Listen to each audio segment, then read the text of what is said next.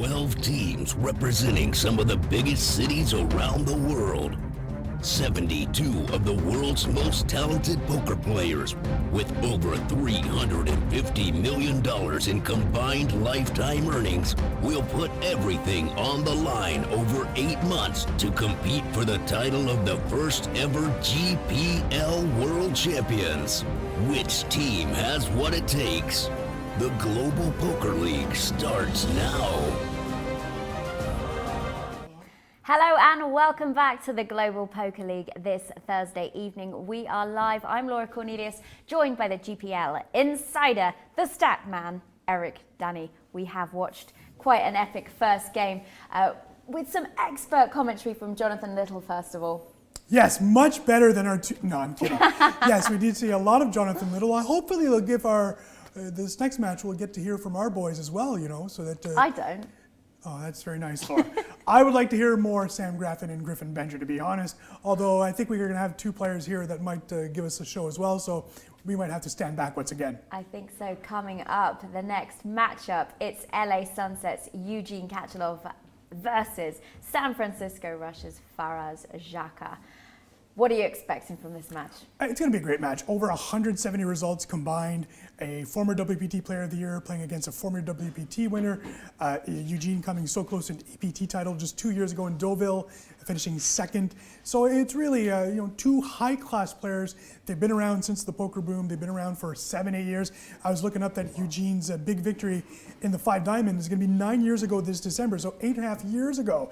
That's how long these guys have been around. So just two phenomenal players, and I'm really excited to see this. Two of the biggest names in poker in the U.S. especially. Eugene Katchalov has so many great results. He used to run deep in so many European poker tours as well. There was one period he was getting like third. He kept making final tables but could never quite get the win. It's something that's curious that combined they have 7 wins, Eugene 5, and shockingly Faraz Jaka 2 wins on tour, and that really surprised me, especially from a WPT Player of the Year. Did not win a WPT that year, he won Player of the Year. That's really shocking to me that Faraz Jaka has only won twice on tour. He's been so good for so long, you'd think that there'd be more wins there, but it just goes to show that both have been very consistent. So although they might not be winning a ton of trophies, they're consistently getting those nice dollars at the end of the year. And it's important to note that in the Global Poker League, it's the points that matter as well, not the wins. So if you're consistently coming second, third, you can still win. Right, except in heads up, where if you finish second, it's going to be really terrible. But you're right. To be honest, Laura, even getting 3 points, even winning 1 of 3 heads up matches, it's crucial. If you're getting 0 points, again, the difference between winning 1 or winning 0 is 9 points. Compared to 3 points. If you can win at least 1 match, there's just going to be a 3-point difference between the two teams in the standings. If you lose all 3, that's a 9-point swing. That's really crucial, especially that most of the play will be within your own conference. Those matches mean that if you do lose 9-0 to LA, for example, LA does gain 9 points in the standings. So crucial points. And this early in the season, 1/5 into the season, we're already seeing some teams distancing themselves. And San Francisco Rush and LA Sunset both at the bottom end of the standing, so these two have quite a lot to play for. Yeah, LA still has some wiggle room, but San Francisco doesn't. That being said, if San Francisco can pull the sweep tonight, suddenly LA's in big trouble. So we'll have to see what happens tonight. No Olivier Bousquet, who has been so good, 4-2 in his 6 games. Heads up, he's got a little fight apparently coming up later on. We know what's going on with him. Just a small. He's going to go 3 rounds and something else tonight. So good luck to Olivier in that matchup later on tonight. After we're done, you can tune in, in a few hours after we're done. After we're done, you must stay. Well, yeah, it doesn't start until way later, so don't worry about it. You won't miss any of the action. We should mention, because the next match, of course, will be a very great one as well between Bryn Kenny and Pascal Lefrançois, Montreal, New York. First and second in the standings. We saw Pascal Lefrançois play last week, and I was quite open. I didn't know that much about him, but he was pretty good. I heard, Laura, that when it comes to French Canadians, it's Jonathan Duhamel, then me, then Pascal Lefrançois, as you know more about those players. Yeah, you wish, Danny. That's right. But Lefrançois is an accomplished player. We've mentioned many times that he's actually a part-time player, and he's won WSOP bracelet, second at the WPT event, final table, the PCA event a few years back. So just really talented player. Up against one of the legends of the game, though, so it'll be an interesting match later on tonight. Yeah, Bryn Kenny, a little bit of pressure on his shoulders after his brother, the wildcard choice Tyler Kenny, did incredibly well in the Six Max match on Tuesday with a second and a first place. So that one's coming up a little bit later on after this. But first, let's go over to our commentators, Griffin Benja and Sam Grafton. I do want to hear from you, really. I was only joking earlier. Over to you, boys. I'm not doing this. I can't. What is this?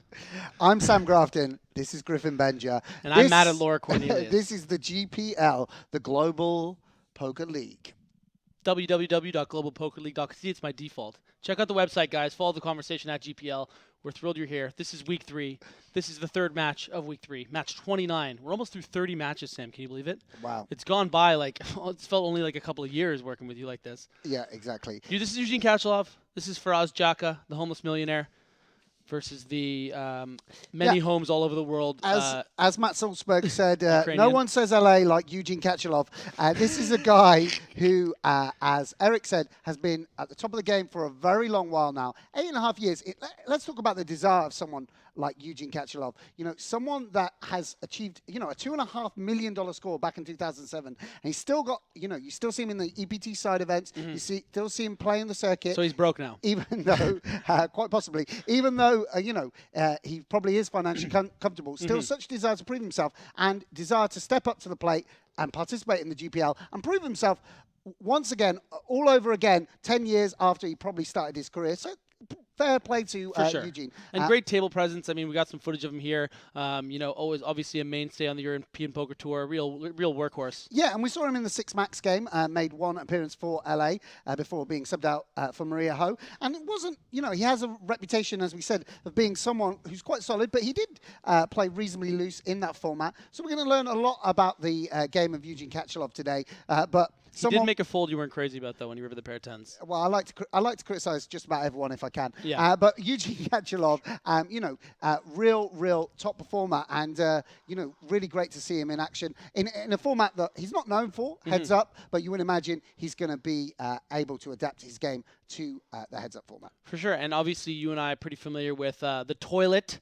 The Toilet-O on PokerStars, playing against Faraz Jaka, of course, the general manager of the San Francisco Rush. Yeah. Definitely wants to make some his headway. debut. Making his debutante. I love when you use that word. Yeah. Yeah, can you use it first quickly? Debutante. Yeah. Faraz Jaka, obviously, again, an amazing player. And, I think someone that is going to bring a lot of character to the Global Poker League. He's someone that's known for his gregarious personality. That's one of the reasons he was picked as the manager. He's someone that brings people together. You were in that meeting? I was there. I gave some people the veto. Nice. Okay, so here we go. His nationality is USA. GBI rank of 84, over 5 million in live earnings. This is a guy who always, makes his presence known. Famous for making really big calls, big folds. Definitely someone that's really fun. The way that he, uses sort of game flow more than he does ranges. I agree. I mean, I've used words about some players like unorthodox, unconventional, ambitious. That's the sort of words we're probably going to be using to describe Faraz Jaka. He's someone who, right from the word go, has always pushed his own style. Not someone that follows trends, someone that really sets trends.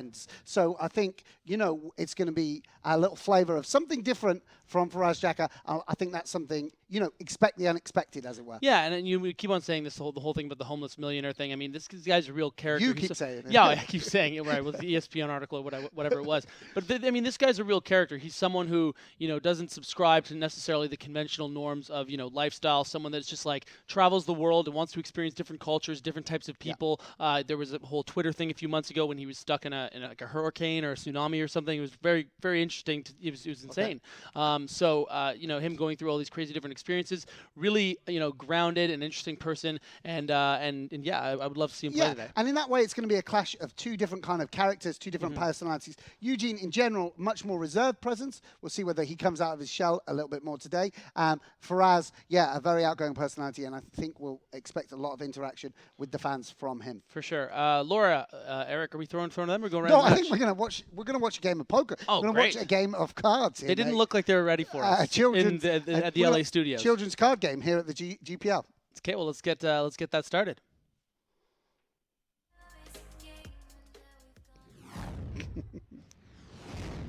Here we go, guys. There is Faraz, still wearing that robe, I think. So he's the really one pushing that storyline.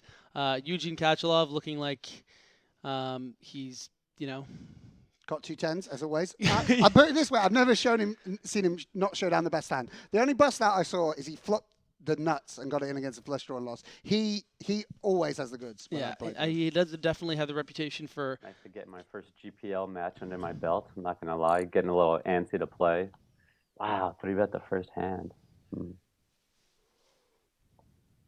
I'd be very tempted to 4-bet with this hand, but I'm going to go ahead and take it easy to start with. Faraz saying he's going to take it slow, at least to begin with. What the hell? That was a misclick. All right, anyways. We obviously don't know too much about how much Eugene plays online. I don't know if you guys heard my interview, but I actually played Eugene heads up 2 years in a row in the what was it called? The NBC heads up championships. We had a drawing to see who would match off with, and I drew him both years in a row and lost in the first round to him both years in a row. So I got this Eugene monkey on my back that we'll try to get rid of today. This shit set up first. I'm interested in Kind game of now. interesting is 3-bet me the twice first 2 already. hands. That's something I wouldn't. Faraz talking about some sort of old school television show before the days of internet poker. Could be trying to mix it up a little early today. Before the Global Poker League came on the scene. No need for that any longer, NBC.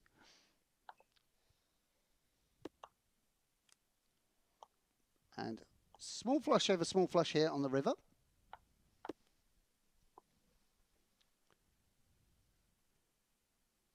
Eugene now deciding whether to bet for value. We can see he does have the worst hand, but a lot of flushes Faraz would bet on the river here. So this happens to be... I feel like, I don't know that he's going to bluff too often here. I feel like he might have had some sort of high card with showdown value and a heart. oh, great read. Or, of course, he could have just had something like pocket 9s or 10s with a heart.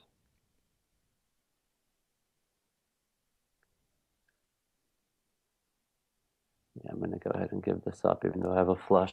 Wow, what a fold from Faraz. And again, you spoke about him being a bit of a field player. There he going with his instincts, and obviously saying he does have some experience of Eugene. Perhaps Eugene's solid reputation playing into it. Yeah, there was a really interesting hand that he played actually in the PCA where I believe he finished 3rd or 4th. I think it was final 2 tables. And I think it was maybe 10, 11 people left. He raised the cutoff with pocket queens, the button 3-bet him with ace-9, and then Tony Gregg shoved from the big blind for 40 big blinds. A lot of the people in the league haven't played much heads up, which is why these matches are very interesting. Very few people in the league who would say they were heads up sit and go pros. Anyways, the moral of the story is he ended up folding so pocket queens for the 40 big blind shove. How everyone's going to play. And the guy who shoved was Tony Gregg with 8s. I usually just play heads up. So it was one of those spots where I don't think anyone normally would fold, but he just like thinks that his edge is so big that and he of course, likes when to you get heads up in a tournament, which isn't that often. But heads up is one of the most purest forms of poker, and it's a really good mental exercise. So I've actually always wanted an excuse to play more heads up. So actually really looking forward to these matches.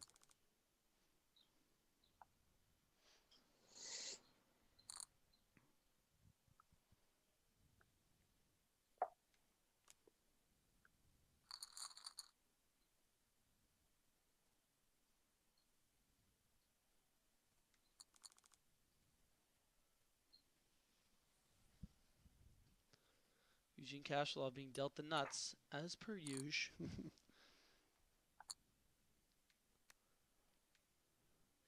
I mean, I'm also almost saying it ironically because, of course, there's so many tools in Eugene Katchalov's shed of success. Mate, I'm loving that, the success shed of Eugene Katchalov. Yeah. No, I mean, that's what I mean. Is that like it's just on this flop. It's just so easy to make comments like the that ace, because of the reputation. Not necessarily the worst card, as he might not be c-betting. Yeah, and it'd be a lot of interesting his to see whether aces. Eugene. I mean, with that said, he may once in a while. Yeah, this is. I think indicative definitely of probably too thin to c-bet here. Of the he still has a lot of middle pairs and a queen and all sorts of things. Jack 10. So, And of course, my hand's just good a lot, so no point in betting when there's not much you can call with besides hands that beat you.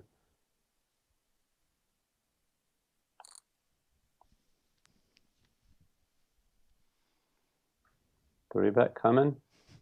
I feel it. But I don't have the right hand to defend against it, so probably just going to give it up to his three bet here.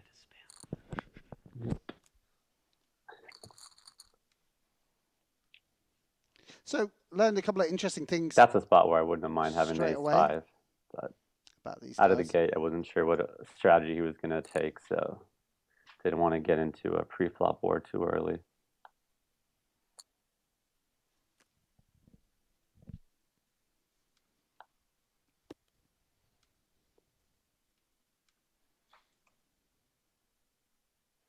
I think I'm going to make a pretty tight fold if he c-bets here, even though I have a pair. There's just so many. I just feel like I'm going to get barreled so often there. I don't have any good backdoor diamonds or anything like that.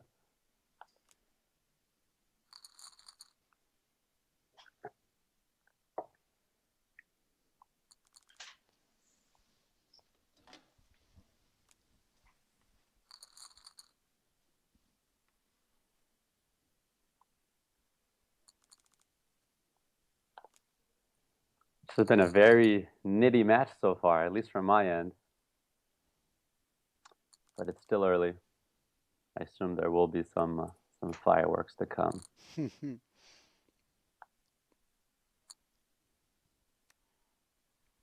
Big flop for Faraz Jaka. Eugene doesn't really have anything, so be Not a interested bad flop. to see how he proceeds. Does turn a pair. Be interested to see how he values this bottom pair top kicker. A lot of hands he could have checked back with a pair in it. So, but of course, it looks like he just probably had some give up. Both players folding bottom pair correctly in the course of a couple of hands. Neither one too sticky, showing a lot of respect Three for each bets other's. here, definitely going to defend. Looks like he just called.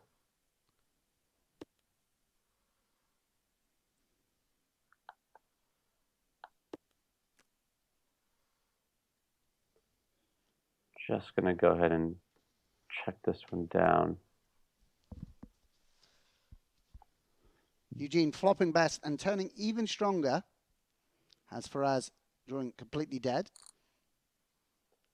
So, could be betting this with diamonds, clubs.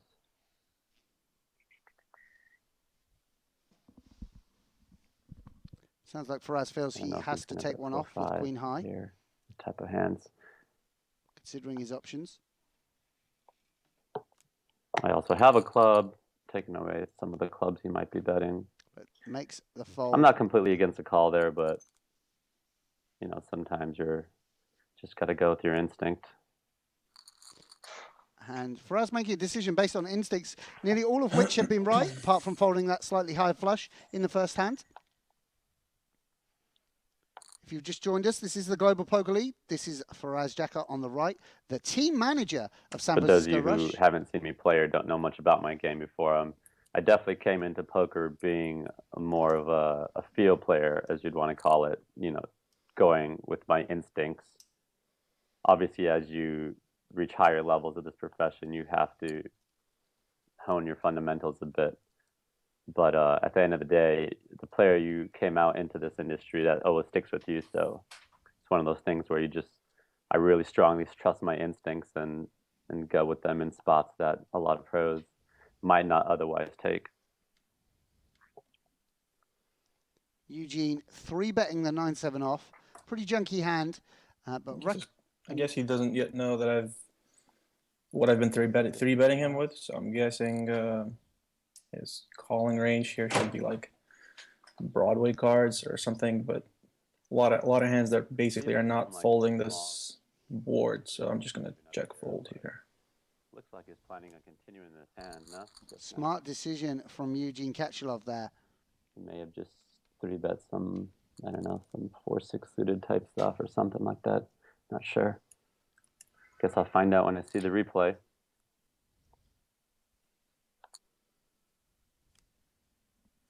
And again, I am Faraz. flopping hot. So it's easy to win poker matches when you're flopping 2 pair left and right.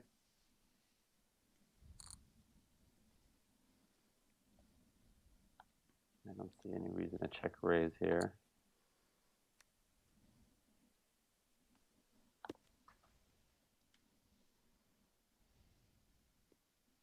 I have a lot of 5, 6, 7, 8, all these type of hands. There were lots of good turn cards for my hand, but that's not one of them. So I think I'm probably just going to give up on this one.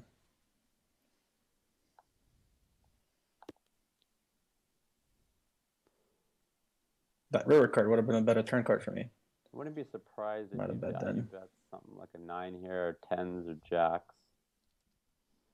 Thinking if I can go for a check raise here. Yeah. And of course, there's always a chance we Guess get I'm glad it bluff. wasn't the river wasn't the turn card.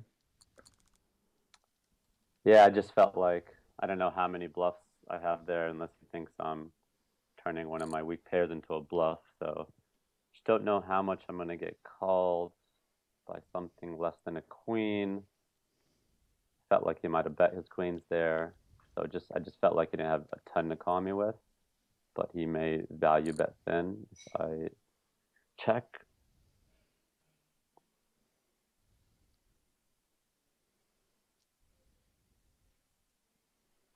Guess I'll try to 3-bet him light while while it's not well, he hasn't seen what I'm doing it with yet, so.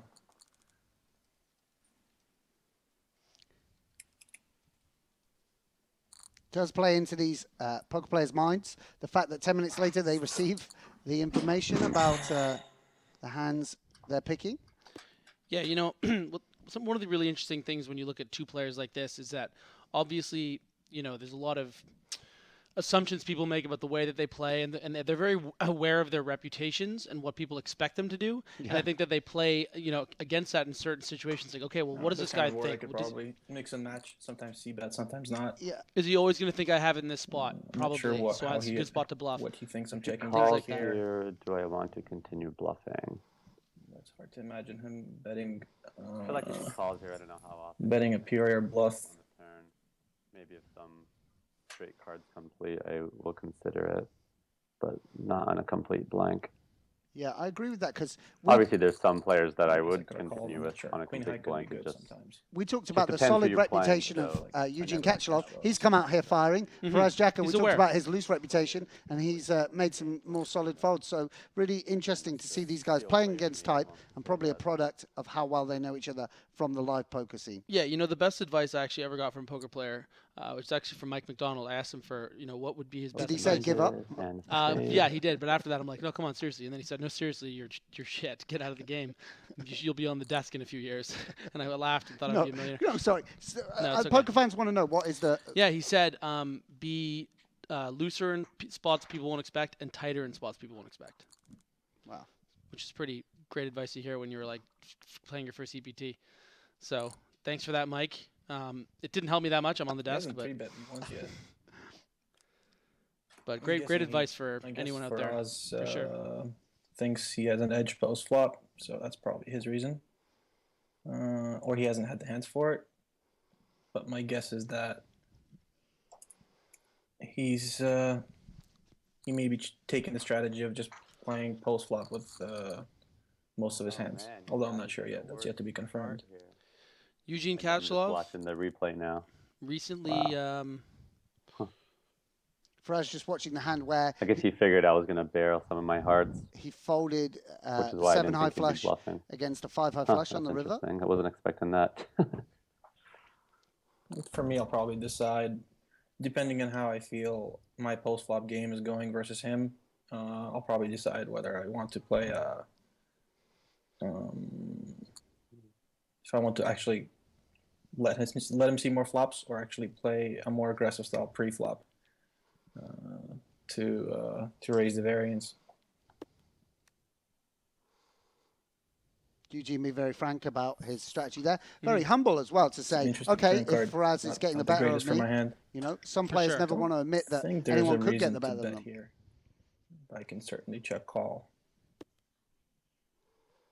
because he can check back lots of small pairs. Now I guess I'm just trying to get the showdown.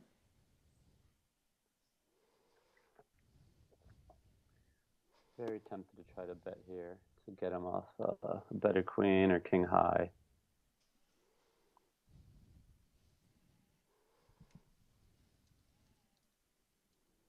If he bets here, I mean, I wonder what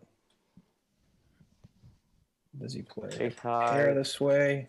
I don't know if I guess he could play some small pairs this way in a really tricky way. Does he ever play like a Jack-9 this way? I doubt it. Trying to rep some sort of 10 here, or some sort of light value bet with something like 9s or 8s that I might have played. I don't know. before. It feels like he has me beat. Tough spot here for Eugene Katchalov. Considering the call with ace high, obviously did flop very strongly, but Faraz played the hand as if maybe he has some kind of 5x, or Faraz suggested 7s or 8s. I think he probably would have bet those combos on Could the be turn. wrong, but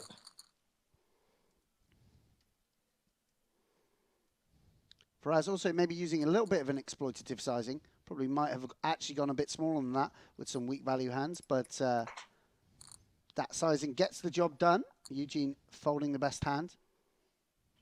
it's a nice little flop. I hope he has an ace. Obviously. We'll be calling a bet here.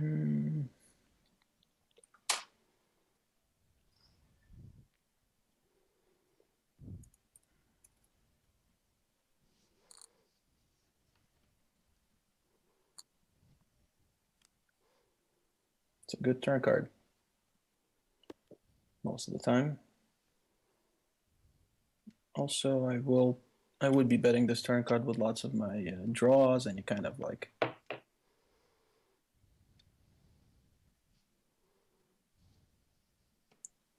Eugene betting his set for value here on the turn.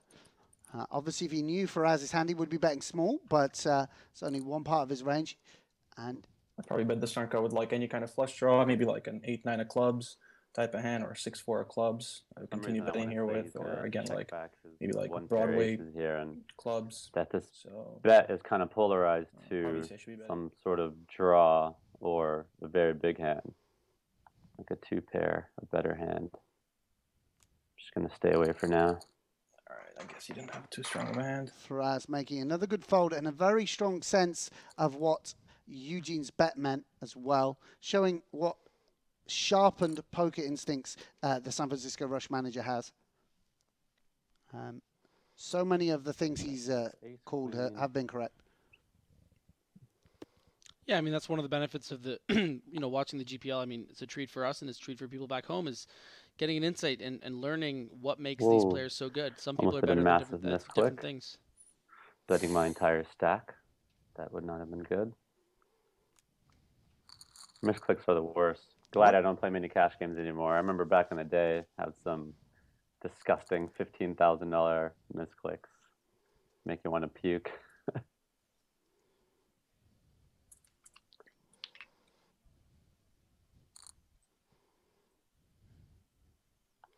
Loose-ish open from Eugene.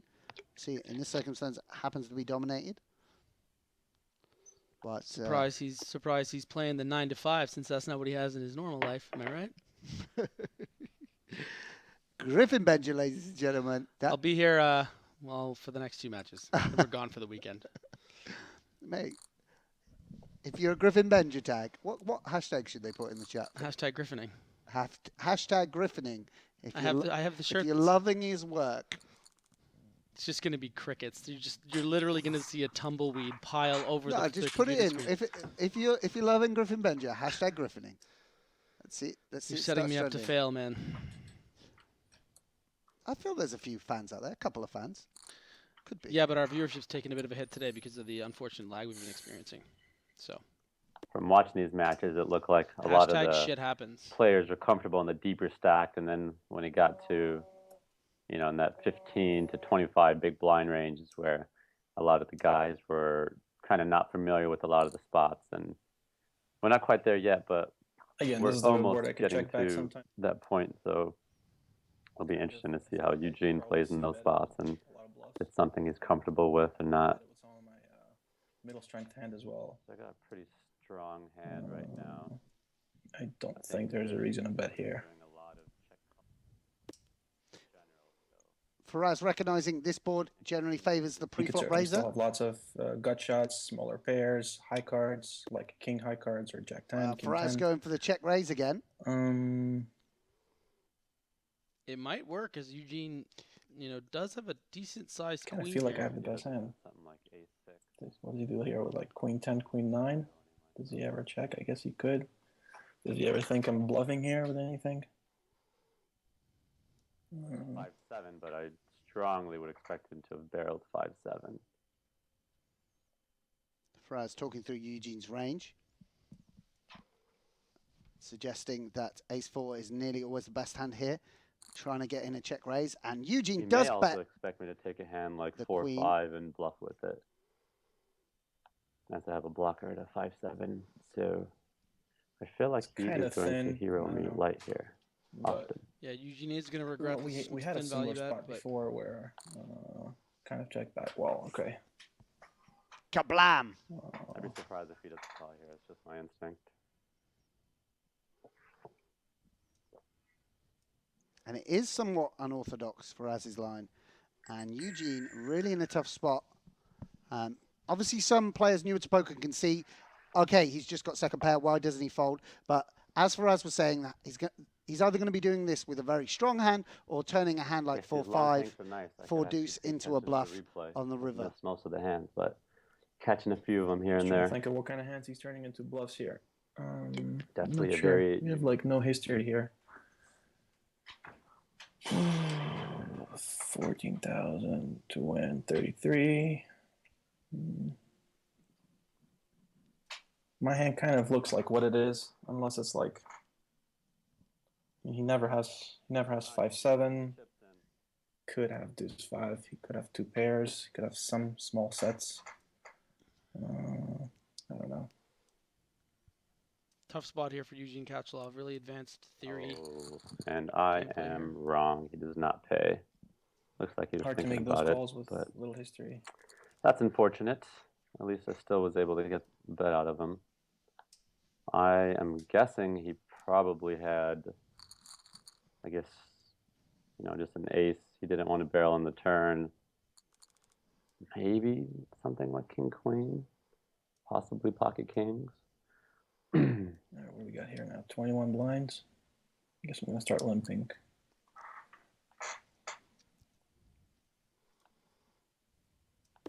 Now he's beginning Interesting to limp. how So pervasive we're this getting down limping to that strategy is. I don't know whether this is 20 big because blind range we other spoke about people have seen earlier. the strategies of other players, or if they all felt like this was the correct strategy.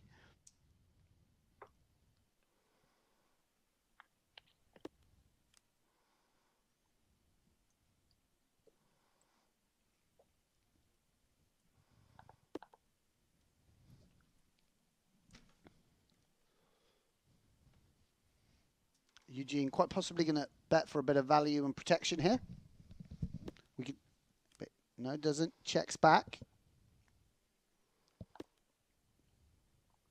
And actually, fine play from him. If he does go for value here, Faraz might consider looking him up. Wow, I'm so tempted to check raise him again here. This is again a very similar spot. I don't know. It would be funny if he went for a check raise here again. Playing on both of their minds. I don't think the he expects me to bet on this specific board texture, the way it played out. Very tempted to check So I raise just feel there. like I have the best hand. Good A fold little from Faraz. game there. Did he expect me to do it with the bluff right after the last one? Of course, my image is such that you may think I'm crazy enough to do that. This is probably close to a shove or a call. I'll hold off from I firing. guess I'll call. Good flop. As Eugene says, flopping strongly here with top pair. And Faraz getting a little piece of the board himself.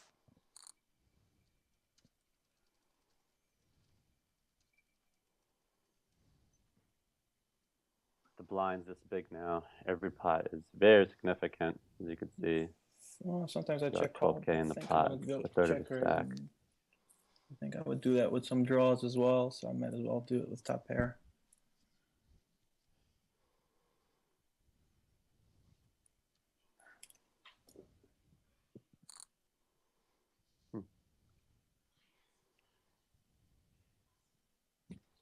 And this is one of the difficulties with betting some of the weaker parts of your range.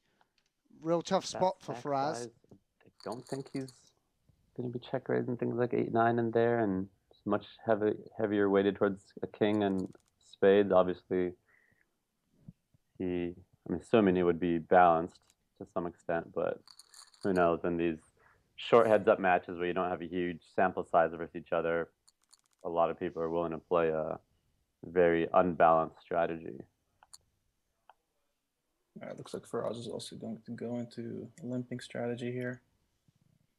I'm guessing, maybe. Or yeah.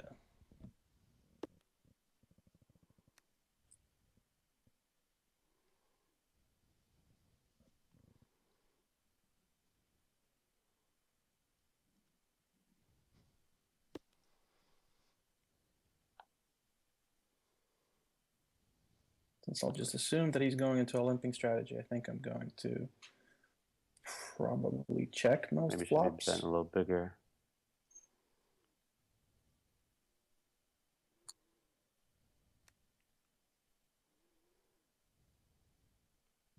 Bad He card does have for ace. Eugene's hand. He does have an ace in his range and also diamond, so it's pretty terrible card for me.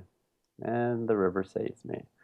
God, if this is one of these spots where to get check shoved is really bad because he knows I don't have a flush This in my is close range to the very bottom of much. my range. I should bet here. I guess I should bet something like. I don't think it should be big.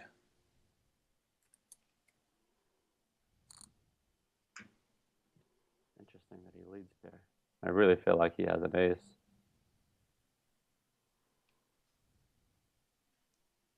He could also have a better jack, of course. If I had a strong jack, I'd be very tempted to raise because I just don't think he bets that size of the flush. Okay. Yeah, it's a bluff. It's going to be hard to bluff that hand. I don't know if that bet sizing is a little surprising. I expect him to go a bit bigger with his jacks and with his flushes. I mean, who knows? Maybe he is betting smaller with those as well.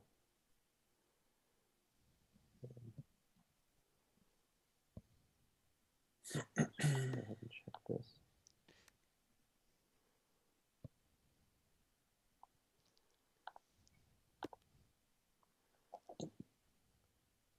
Faraz flopping best again. It's a good card. But a big card on the turn. Faraz Jaka versus Eugene's checking range. Going to be in great shape here normally. But Eugene turning super strong. 2 pair. And Will I ever raise here as a bluff? I don't know. I think I'm just going to call.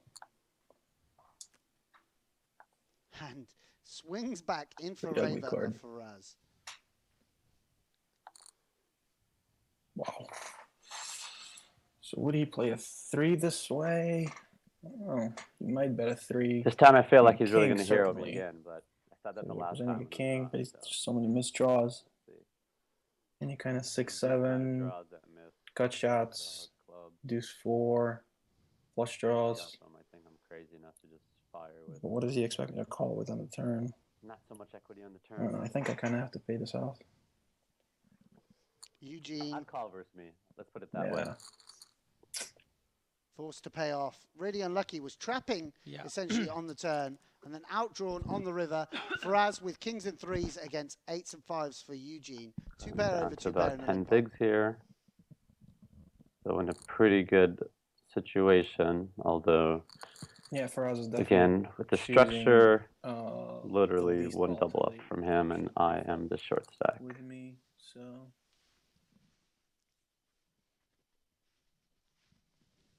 Faraz going to call here with the 8s, 10, and would be a huge Hold, start come on. for the San Francisco Rush from their team manager if ace 10 can hold here. Wow, a lot of Go West. equity turn for Eugene Katchalov. Queen 9 or spade required, but it bricks Nice. off. GG. See you in round 2. Faraz Jaka, the manager of the San Francisco Rush, picking up 3 points and a great debut for him. Hey guys, I'm Griffin Benger. This is Sam Grafton. Faraz Jaka, a great opening match there for the San Francisco Rush. Yeah, I think both players showing, that they're really strong like really strong poker players. As we expected, these guys have real pedigree in tournament poker, but showing that they're no slouches when it comes to heads-up format. Very considered. They explained a lot of their thought processes, and both played very well. Faraz just getting a little bit the better of things. Obviously, Eugene, 2 crucial hands towards the end. Eugene with the 8 high, forced to bluff the river. Some rivers where Faraz would have been a bad spot. As it is, he rivered 3 jacks. Again, Faraz with top pair, king 10. Eugene with 2 pair, got counterfeited on the river and forced to play it off a bet from Faraz. So, the card distribution meant that it went Faraz's way. I think these two very evenly matched. And Eugene, it wouldn't surprise me if Eugene came back and picked up the remaining 6 points. Yeah, you see the swings when there's certain runouts where it wouldn't really matter who had the cards. We look at the king 10 versus the 8-5 hand. 2 pair for Eugene Katchalov, gets counterfeit by the river when the 3 comes, and obviously going to be paying off the bet based off the action. And it's just unfortunate for Eugene. Things didn't go his way. He lost a flip at the end there, and that's just the way it goes here. The GPL, the sort of expression "men will separate from the boys" or what have you over the course of the season is really going to reflect the guys that have just are consistently doing well, winning 2 of 3 matches. People like Olivier Bousquet, Nanonoko. And let's talk about San Francisco Rush for a minute. Coming into today, bottom of the table, not a great start for them in the Global Poker League. Phil Galfond, their number 1 draft pick, not managing to put any points on the board for them in his match against Jason Mercier. So, a lot of pressure on Faraz coming in today. Obviously, the San Francisco Rush is his baby. He made the selections. And so, he's going to be really pleased to start off with 3 points and hopefully add to that. Yeah, and the Rush need it. I mean, they're in the bottom of the standings in the Americas division. So a great, big, huge 3 points against the LA Sunset. But for now, let's send it to Laura and Eric.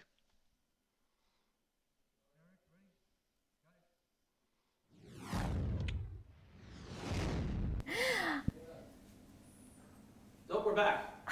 Hey, guys. Just give me a second.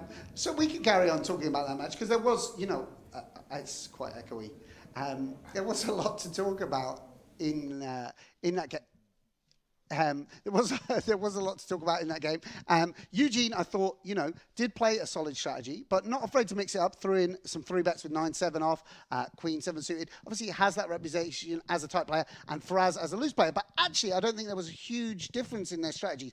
In a way, what was unorthodox is how orthodox these guys were.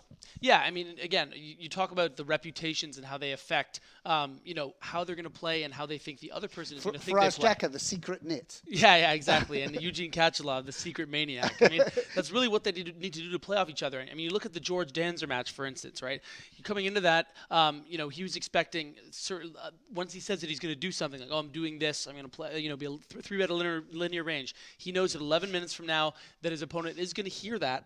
And so then he changes up his strategy, uses the dice. I mean, they're really taking these matches extremely seriously because it's more just about top poker players have that competitive edge and that competitive spirit, and it's going to come out with them in the GPL. I do think that Laura and Eric are ready for us. ready for us? No, I mean they were always ready for us. Ready? It was my mistake. I'm taking full responsibility.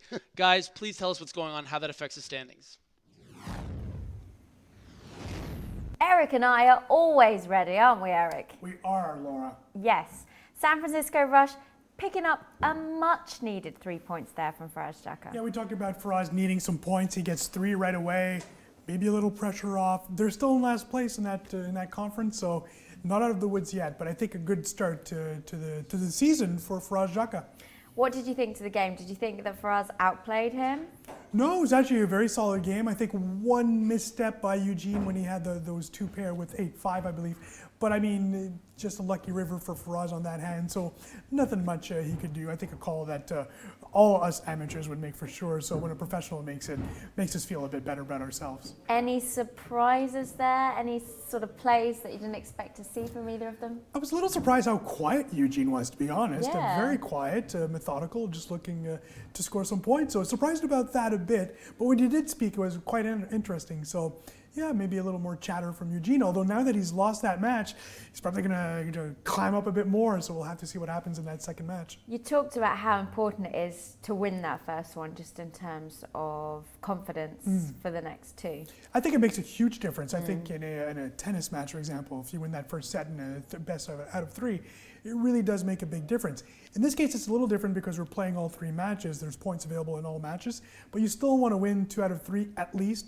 So I think Faraz Jaka right now in great position. The man is in his bathrobe. He's relaxed. He's enjoying a nice maybe herbal tea of some sort. So he'll be ready for the next match. I love that he's playing in his bathrobe. Amazing. Well, we shouldn't be surprised when it comes to Faraz Jaka. He can pull anything off. We should have like a GPL pajama party where they all play in their pajamas. I think a lot of players would go We for could that. do the show in our pajamas too, Eric. I'll be honest, Laura. I think we've seen a lot of the players actually be in their pajamas. That's how they sleep. You know. the Everyone t-shirt. knows you sleep there as well, so That's true, They that's are true. your pajamas, aren't I can't they? pull this off. Apparently, is what I've been told. So Aaron Paul can. I can't. Apparently, that's how it works. Yeah, there's a difference between Aaron Paul. Talking of Aaron Paul, if anyone doesn't know the news, tell them. Aaron Paul's going to play in GPL. I'm sure no one's tired to hear about that whatsoever. I think Laura Cornelius, the most excited out of any person in the world, to see that happen. Well, I can't believe you've never watched Breaking Bad. No, I didn't know what I said. I said I've watched a few episodes of Breaking Bad. How can you just watch a few? I'm just not a TV guy. I watch sports. That's what I do, So I'm a sports guy. So I don't watch much TV. I watch a lot of French-Canadian TV, if that interests What's the anyone. best French-Canadian show? Les Beaux Malaises. Not even close. Les Beaux Malaises. Les Beaux Malaises. Illness. Yeah, but it doesn't translate very well. The lovely Beautiful illness. Yes, That's right. I got that. But it's more of the uncomfortable life. It's a show that pushes the boundaries on society. So a really great show. Okay. I'm sure the Montreal Nationals are really excited to hear about. The Montreal Nationals love you on Twitch. I don't get any love from them. We'll get to Anthony, the East Coast guy. He's not giving you any love, so we'll have to talk to Anthony about that. Anthony. Oh, I'm not going to reveal his last name. The man behind the Montreal Nationals account, Mr. Anthony from Halifax, Nova Scotia. A beautiful part of the world. I see. You've got secret spies working. It's not secret. It's just a guy running an account. Laura. Okay. Right, we have got another game, another 2 games. That was just the first one, right? Yeah, just the first one. Yeah, we've got another 2 games coming up from Faraz Jaka, the homeless millionaire, and Eugene Katchalov, LA Sunset versus San Francisco Rush. How do you like the bathrobe, by the way? Do you like that look? Yeah, I just like the fact he's just chilling. He's comfy, he's just doing his own thing. I like people that don't care, Do you think it works because it's Faraz, because he's so cool that it just works on him? That if I would show up in a bathrobe on Tuesday, would that be okay with Laura Cornelius? I think you should. I just might. Let's see how many more viewers we get if you turn up in your bathrobe. Right. Yes. Actually, I won't go there. Yes. Let's see. I think we should have GPL fancy dress days, so all the players play from home in their pajamas, and all the commentators and presenters come and present in their pajamas. Why not? And yeah, that would be good, wouldn't it? That can work. Give the Twitchers something to talk about. That's right. Wouldn't it? Instead of talking about my shoes the whole time. Yeah, little weird guys. Get off the shoes. Weird. Right, let's take a look at some of the tweets that we've had in. Joan Lou, sorry in advance, Bryn Kenny's world. Pascal Lefrancois going for that sweep again, Montreal Nationals. We should mention that is not Bryn Kenny's account. Bryn Kenny not on Twitter that apparently officially. is not. So someone is masquerading as But Bryn apparently Kenny. it's such a great parody account that it looks like the real Bryn Kenny. And if you do follow that account, it does look like Bryn Kenny's world. So don't worry about it. I wish I was famous enough to have people doing parodies of my Twitter. Hear that, Twitch? Next one, Darren J. Watching the GPL live on Twitch. Sick games so far this season. Let it continue. Oh, it will. What continues right now, the second game between Jaka and Katchalov, 2 legends of the game, 2 big stars from the poker boom. And yeah, Lefrancois and Kenny, the gloves will be off in that matchup. It will indeed. What else have we got? Oh, this was Max Pescatori, first of all, obviously the manager of the Rome Emperors. It's not important to win during the first weeks of the GPL. It's important to win the last day of the 2016 season at Wembley. Go Rome Emperors. Elke responds back, Max Pescatori, Alex GPL, you are right, Max, but might as well win all the way. That's Paris Aviators' secret plan. So Rome versus Paris here, a little bit of rivalry. Yeah, I like it. I think one thing that Max also needs to understand is that it's not important to win, but it's important to actually make the playoffs, to have a chance to go to Wembley. So, Max needs to think about that as well. Let's take a look at the last tweet. It's Jonathan Little on that first match this evening. Thanks for the support in the GPL. I was fortunate enough to go 2-1. I'll commentate on the Twitch tour in an hour or so. Okay, but you should stay here watching GPL. Nice job, sir, from Andre Akari. And then Jonathan Little said, I had all the cards.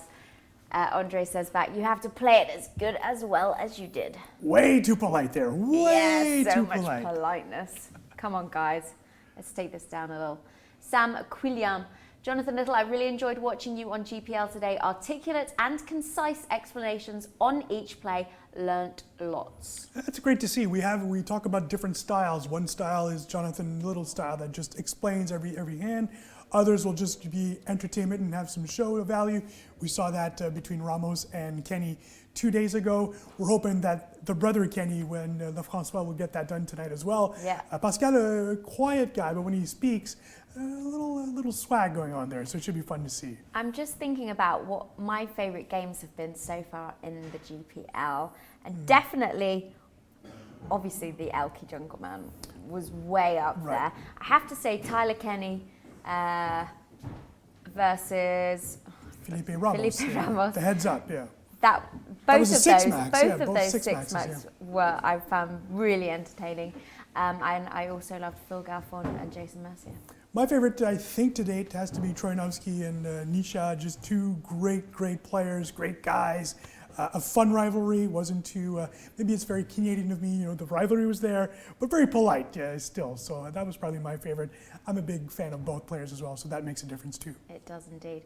Right, coming up then, we have the second game of the second Heads Up America's conference match this evening. It's Faraz Jaka versus Eugene Katchalov. San Francisco Rush versus LA Sunset. That is Maria's Hose side versus Faraz Jaka's side. So this is actually the manager Faraz Jaka's debut tonight. He's doing all right so far. He's picked up the first 3 points of the match in the first game. But will he pick up the next 3? Or will we have an equaliser? Let's find out. Back to you, Sam and Griffin. Everybody wants to know, Faraz Jaka, Eugene Katchalov, 2 men, 1 desire. Who will come out on top? You're really loving the movie vibe today. Yeah, I'm in the movie zone. In movie zone. Yeah, for sure. So Faraz Jaka showing what we expected. A little bit of personality. Quite a charming individual, I think. And, not being too overboard on the camera, but as he gets more comfortable with it, I think he's going to be one of the, one of the things going to be interesting to see who are the best players on the GPL, but also who are the fan favourites, who draws in the audience. I think Faraz Jaka is someone we can expect to win people over. The calculating Ukrainian. No, I'm not saying. By the way, that's not mugging off Eugene Katchalov saying there's Faraz and that other guy not speaking. For sure. Obviously, and it's really interesting. I tell you what, if I ever win $2.4 million, I will not shut up about it. So Eugene, all his success, but still a kind of mild-mannered guy, a little bit quieter. That's correct. For sure. Can you even win $2.4 million? You can't. You can't. You don't even go to the main event anymore. Yeah. No. I mean, obviously you can't. You're hard can't pressed win. to find a quarter of a $10 million. Maybe a spin and go. That's the only place they give away that kind of money now. Not that much. Not that much. You got to win 2.5 spin and goes. Mate, could happen. Living the dream. I've seen bigger luck boxes. I've seen worse players win $1 million free rolls. I really have. Like in person. Griffin Benja, the shark cage winner. Yeah, I mean, Big the draw. subtext was there. Yeah, I know. need to explain I'm all just of my jokes. Like some people might not have watched the shark cage. I won that in your hometown of London. Did you? Beautiful. Did, Against my boy Mike Tyndall. Yeah, he is your boy, rugby player. So we're back with the action. Faraz Jaka, he did know a match was taking place. He just doesn't like to get dressed every day. He's that laxed. Beautiful hand, like 7-8 suited. Almost missed clicking again. Just out of control over here. So you can see in the bottom of your Trying screen, to actually, Faraz, one I'm game also trying to nil manage up. the Twitter duties for SF. So I want to tweet out that I won the first match, but I can't tell if it's public or not yet. So I don't know. I guess I'll wait a few minutes. 7-8. Very action-packed flop here to open up the second game. I'm checking this back sometimes, but I also want to make sure I bet it as well. Love to see Check Eugene raise or check call. go on the attack with this combo. Very strong holding.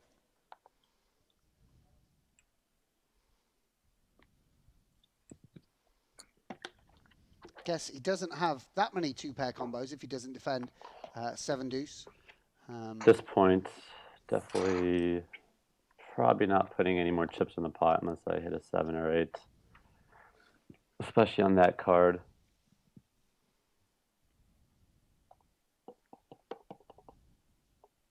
Eugene rivers the flush. There could be some 9-jack with hearts.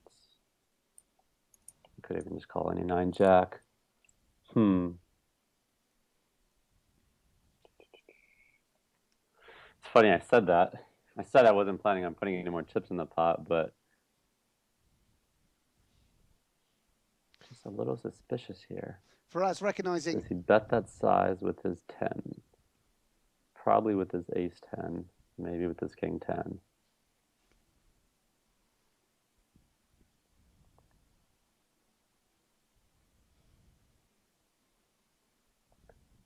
I have a pretty bad hand to call with in the sense that I don't have any diamonds. I'm also blocking 8-9. But this is one of those moments Should almost where, never get raised here. Can't imagine him ever having. fundamentally, I should definitely never be has a full folding, but house. instinct-wise, I'm just I think he even has really I mean, suspicious I here. don't think he even has a flush. He could have also floated me with something like king queen with the king of hearts and ran into a queen, which would be pretty unfortunate, but that's not too many hands.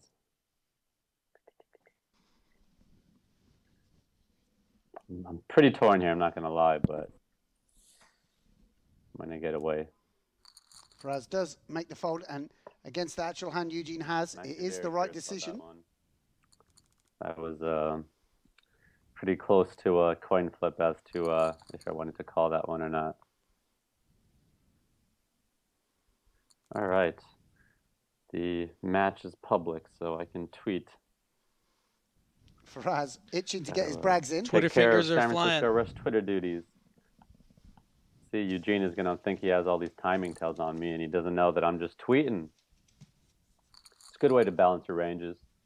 Tweet mid-hand.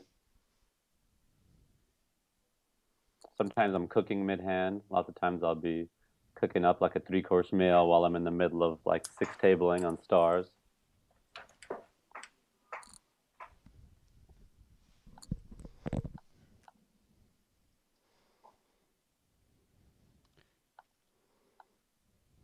Eugene flopping very strongly.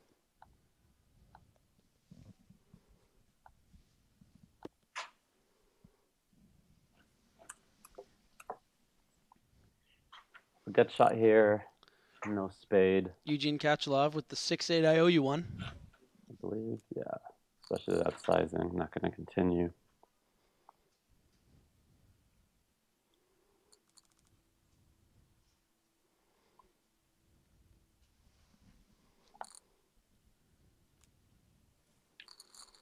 Should say really two big names in the poker world, really, Eugene Katchalov and Faraz Jaka. I mean, you know. Well, one of them has a big name, Eugene Katchalov. Faraz Jaka, more of a medium, but a very kind of a cartoonish name, cartoonish guy. Really great. I love it. I was trying to talk some serious Sorry, poker there, sorry. and you've always gone been for one the of cheap those gags. days. You always go for the cheap It's gag. one of those days. Pretty good flop. Top Not pair. not and really, because you're diamond. up against Eugene Katchalov. Hashtag griffining. Catch a lot of flops. I didn't really get to see much of the replay. I think there was a crash or something. I literally just saw a few No hands, way. but It's a from the bad sounds card. of No, we're it, not looked having like he Crash. problems today. Definitely not. definitely had it. Faraz This is making Three stuff up. betting. I think that was their Still internet, be not betting. us. I don't Yeah. know to do with if us. he will Yeah. try to We'll switch have that one up, of our people contact him. or and if tell he him to thinks I even stop deflecting his own saw the calls, replay. you know? So and I don't know if he's watching the replayer. And since it crashed, I don't know which hands he saw. So a lot of unknown information here. I mean, I feel like this is something he needs to deal with the Holiday Inn that he's staying at. This is going to be interesting Not if with he us. fires on the river. And Faraz perhaps with a First, little bit of a time very tell. strong hand. What run a out for me. river! And Wow, I don't even know what I beat now, except like a 10-8 or That's an something. interesting card. Yep. Wow, saved me. And Eugene Katchalov breaking my one cardinal rule. I'm going to say that's a card that I don't expect him to Go on. bluff very often. what's your cardinal rule? It's about simple jack. I don't think we For should nine, diamond. I mean, please I- please But drop it that looks bit. like It's done. I The bit's had done. a ton of outs there, of course. Faraz Jaka getting a run of cards. We saw a very similar hand in the first match with the King 10, where the bottom card paired on the river and the equities switched in Faraz's favour. The middle card, yeah. Eugene For this one, Katchalov not getting the best for of sure. luck here. Running a bit poor here. And, with two equally balanced, talents, it's going to be things like that that decide what direction the points go in. What's Faraz's background? That's a really interesting name. Do you know? I don't know. Yeah, there wasn't actually too many interesting spots in the first one. I mean, I guess there was a couple interesting check raises, but for the most part, not too many interesting barrel spots and whatnot. So Eugene making see a if we good could get fold on something the turn when he a improves. little more exciting on this one.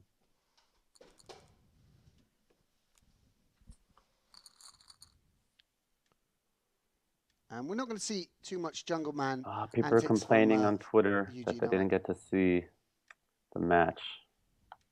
Well, of course, if you're watching now and you didn't get to see it, it will be up as a replay. So I'm going to tweet that out a bit. Totally prioritizing Twitter here once again over this match. I'm just kidding. Of course I'm not. I'm just good at multitasking.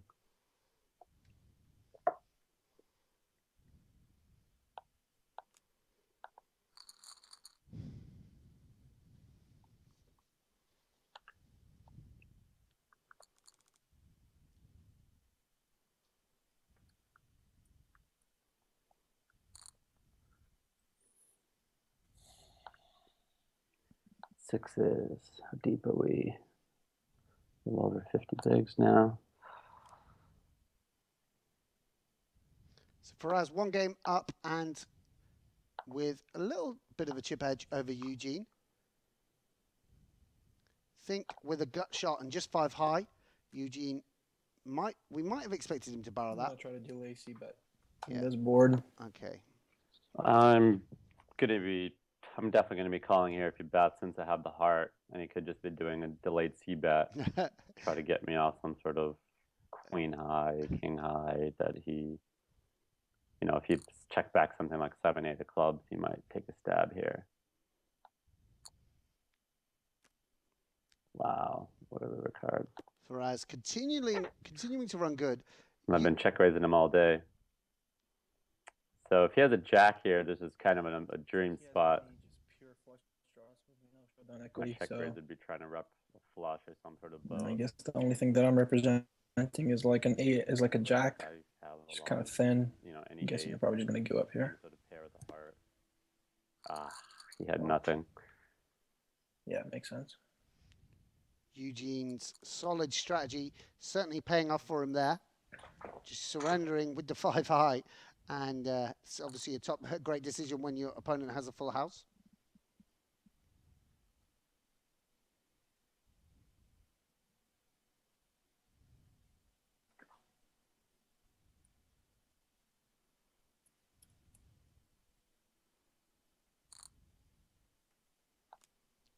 A lot of 3-bets coming out of him. Eugene spoke in the first game about, depending on I how don't think things I've went even 3-bet him once. post-flop, whether he would up the Bet, variance with a bit more If you were free betting. to try to bet on how many times Eugene was going to 3-bet me versus me 3-betting him. It's quite the opposite of what you might expect. Yeah. Funny. And looks like he is switching up his strategy, Eugene Katchalov, to counter that. Obviously, it's not really been that he's been outplayed, sort of run bad post Hey, flop. that's what you got to do sometimes. Play the opposite of your image. Although I don't know if that's what's going on. From the first match, like I said, it looked like he just fell into a lot of hands.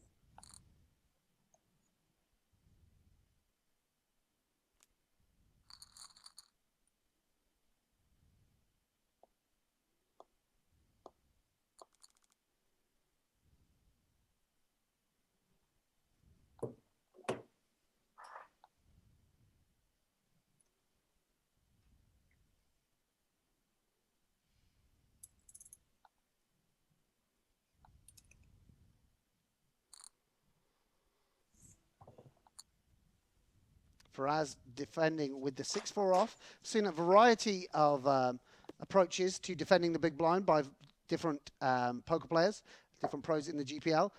This looser strategy Faraz has, taking With his so many pots. backdoor draws, I'll actually try and put this hand into Replay my just check started back range. from this match. It's a great card. See if I can get some action. I think I missed. I know I didn't miss the first 3-bet he made yet. Kind of gonna go ahead and make a bluff here with no equity. I don't know. I just one of those spots you feel like he might just have some ace high, king high, or maybe like fours, something he might give up. But clearly I'm wrong, and I lucked out. River to 4. Still might not be good very often, but and I could rep the clubs. I could rep 7-8. I don't have blockers to any of those. I'm just gonna give up and hope my 4 is good. I wonder what bluffs I have here. I guess I could have like king, queen, queen 9. Interesting if he bets here. Like a pair of deuces that I'm turning into a bluff, or a pair of 7s for some. I probably would just check those. I don't have too many bluffs here. I mean, if he bluffs, pretty big. No, only half pot. Huh? What is he repping with half pot bet?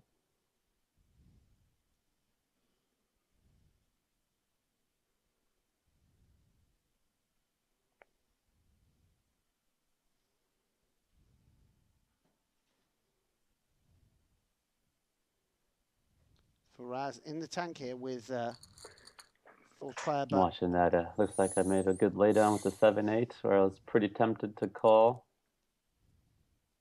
Nice.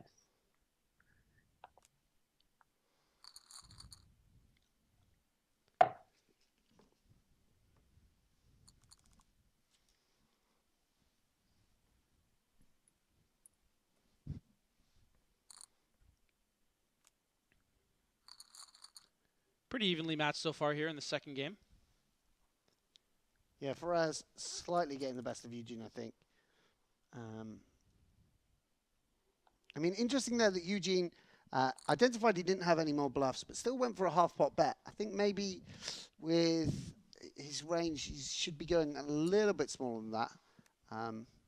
He's still giving his opponent a very good price, but you know, when he checks back that flop, you know, does he even need to turn king queen into a bluff on that river against such a weak line? Interesting flop here. Pretty strong flop heads up for either opponent. Top pair with a certainly not folding this flop. Yeah, Eugene very excited about this flop, despite having bottom pair. He has the ace high as well with the backdoor flush draw. Faraz with kind of the hand that I would associate as Faraz Jaka, like, you know, Jack 4. It seems like a Faraz, like something that he can get 5 bets in pre-flop in an MTT, don't you think? That is his reputation, isn't it? You know, I've actually never played with Faraz. I love when you say in it. He has something like 9-10. I would expect him to value. Go on, Eugene. Just bet 18,000 chips on this river. If he checks, do I want to value bet? Risk getting check raised. Go on, just double pot. I think I might actually check raise this if he bets this. Could have a 7. There we go. We could check raise with the 7. I think I have a good candidate to turn. I'm just going to check into a bluff here if he don't want to bets. get check raised. And I think he'd bet a 10. So interesting there. Yeah, Good because check. he even though So he that has it doesn't leave a ton for him to call with unless it's a 7 the next or level 3. though is to bet 2 snap call the check raise to get 2 streets of value on the river instead of pussying out Yeah, I with agree. your Jaka. I don't think you can check back because you catch yourself on the turn. You have to bet and have a strategy where you have some hands that you call the check raise with. Because it's not like Eugene's check raising all the time there. He just has a frequency based on the ace of clubs. I wish Faraz was, instead of like the robe, he was just wearing like a leather jacket. We could just call him like Faraz Jacket. You know? Oh, the jokes that might have been. Sorry, I saw Jimmy Carr this past weekend, and the puns have been pouring out of me in the most disgusting ways.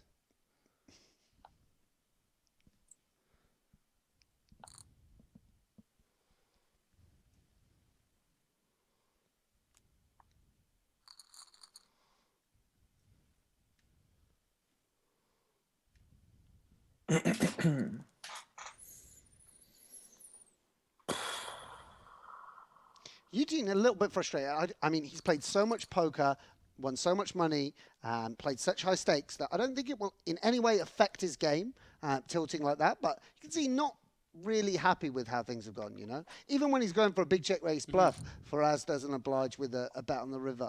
And it's a Some real... people are asking where I am. Like feeling. I said earlier, I'm in Fort Lauderdale. Was here for the 7 Hard Rock poker tournament, big long series, a lot of good tournaments, and the tournament's actually over. I'm going to Monte Carlo next week to play the EPT. I'm just kind of killing time. I had 5 days with nowhere to be, and like you guys know, I don't live anywhere, so just have to pick somewhere to go and kill time. Tough life, killing time until Monte Carlo. Yeah.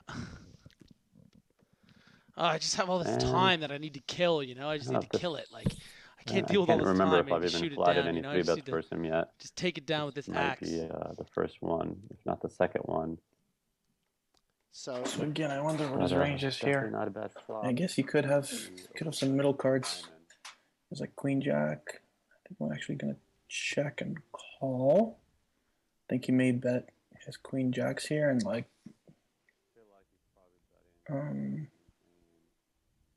if he has like a Jack 10 suited, he's obviously probably gonna bet as well. So once again, Eugene flopping second best May in check his those 3-bet as well. pot. Not sure. And Faraz improving on the turn with a gut shot to the nuts. I don't know if he expects me to play over pairs this way. I guess I certainly would sometimes. So he may be pot controlling with pairs. Actually, no pairs. He would probably shove pre-flop. So only flop pairs. A lot of the hearts might be ace-high hearts, which I don't know if he's going Guess to my hand now should look like ace king, ace queen. So I think I'm just going to go ahead and check this one more time. And get the value bet in on the river. he checks back when he checks back I think it twice. really looks like I have something like ace-high, king, queen, king, jack. I essentially have the same value as ace king, ace queen. Guess I check and hope he has like ace jack. Ace-high. So Eugene checking all 3 streets, and now So Faraz I think we can get a call out of him here. with a very clear value bet on the river. Great clean run out as well. 10,000. Oh, Definitely a bit of a weird here. line I took here. The flop check isn't that Could weird, be a but hand like checking again on the turn. a 7-9 suited or a 7-6 suited or an 8 Just didn't know if he might 9 have 8 some, like, 6 both ways that he might check shove. suited type hand. Those are value hands. Bluffs. Just because there's Don't not a lot think of he hearts play that I think he random high cards this way. bet on the flop. So I don't know. I'd be very Just impressed feels if like I'm Eugene beat can fold. again. Big moment for Eugene Katchalov. If he can get away from this hand, even though Faraz has checked back It does 2 feel like streets. he's got some sort of an 8 or 7 with a gut shot. Of course, I don't know that He definitely did have a gut shot. Or Eugene 4. very close to identifying Anyways, no, not a 4. where Faraz, But- where he is. Great fold from Eugene Katchalov, really showing his skill set there. And I think maybe a problem with Faraz checking back the turn is actually he starts to bluff with those queen jack combos on the turn. You know, unlikely he would check back, and then stab with king queen on the river. This will be pretty interesting. Obviously, there's an argument for Faraz to shove here, but there is also an argument for him to 3-bet call off. And this might be the kind of hand that Eugene is willing. Yeah, I was going to say maybe if he 3-bet calls off, we would have seen a nice little flip. Induced, get a smaller pair, but do you like the shove, or do you prefer a 3-bet call? Just limp jam his smaller pair. I think it's his first 3-bet. I don't have a 3-bet range off that stack size. Pair of sevens or something. But Sure, it you do. If you depends. have aces, he has 26 effective or something. I wouldn't. No? I don't know. I don't. So when play you're them. trying to get it in and you have kings there, you just shove? You never give them room? I would just call. Right. With this Okay, number so what first. about Maybe 10s? smaller Just than shove. all in here? Yeah, probably just shove. I think Jacks? probably not. Maybe just Faraz Jakas? Are too good? I don't know. If it's as much as 26, maybe you can. Yeah. Maybe. I think there's a little more room than you think. I mean, I think we've learned from some of the top players here that they do need to find when they need it, they find room to either raise, fold, or. I thought he had a little bit more like 20 bigs. Yeah, well, 26 bigs. 15 Yeah, blinds I guess. now. Yeah, it was 6-12 and he had 26K behind the open. So I think that's enough. Definitely going to be check calling here.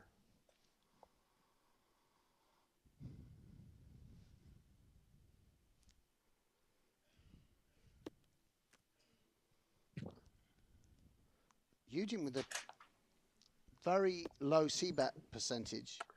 Kind of tempted to bet here just because I think he might call King high ace should high, either be king kind high. of like. There's a decent amount of draws out I'm there. not going to get any pairs to fold. Also so feels a I bit think I should just thin. check back again. Yeah, maybe I should have bet because if I check call, my hand just looks so face up like a 5 or 6. This is very thin, but I'm gonna go for it. Once again, Eugene Katchalov with the weak bluff catcher on the Never paid river. him off here yet, I don't Faraz think. with the value bet. Seems to be the way the My hand match has certainly gone. looks really weak, kind of like what it is. But I think he was betting his pairs on the turn before. So unless he was going for a check raise on the turn, I don't know. I think I might actually pay this off. Thing is, a lot of his 10 I was 9s, thinking about putting in 7 one bet 8s, with this 10 one at some 8s point. This seems like a good spot for it. are going to bet the turn themselves. Eugene with a very light Nope. call. And Yeah, I guess maybe, that makes sense. maybe for the first time, a little bit of frustration beginning to affect his play just a tiny little bit. And look at this, Faraz. King Kong revealing himself from Skull Island. Interesting that he's not limping here. Against the Ukrainian So scientists far, it seems visiting like the he's island. shoving quite a bit rather than calling now. I don't know if that's coincidence or what. This is a pretty great spot in the sense that You have the best hand I don't always. think he has many aces in his range, if any. It kind of depends how he's playing, if he's just going to I shove think I have to those or just shove call here. those. Although my hand's going to look like what it is. Um, Because I think he expects me to shove you all know, aces, a lot of any kind of ace-x pre-flop. Yep, there's both strategies matching up here. Really interesting spot. Can I call here? There's going to be 13,000. My hand looks just like what it is if I shove, I think.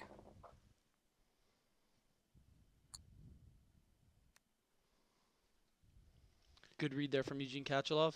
Yeah. That'd be a bad call, I'm not sure. Maybe if I had like at least one heart, that would have been an easier shove. And Eugene getting to the river again with no pair. So Yeah, I don't really think he can tough. bluff here. I don't know what I would do This is to a again one of shove. those spots where I probably have more like Jack X or 10X and some draws. Shouldn't have many aces. Some straight draws. Queen high has some showdown value. Not sure. I think he might play an ace this way He anyways. could shove. That kind of a spot I'm just not super familiar with, so Min bet. I'm gonna do like a little small bet here. Make it kind of look like an obvious value bet. Yeah, I don't know. I'm not. That's probably a hand I might want to ask a couple of my peers about. I think I think I should have bet the turn for sure. I just don't know how I would respond to a shove. So that was kind of why I checked, since I was unsure. And Eugene Katchalov down to just 10 big blinds here. Faraz Jaka, you can see at the bottom of the screen, has already won one game here. Got about 10 bigs now, it looks like. And Katchalov shoving in the Kate. Let's name my first girlfriend, Kate. Snap shove. King 8.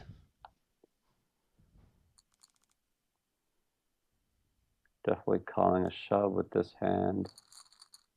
I've seen him 4-bet call off with that hand, so I'm pretty sure you can handle the 10 big blinds heads up, don't you? Jack queen. this is a good limp call, I think.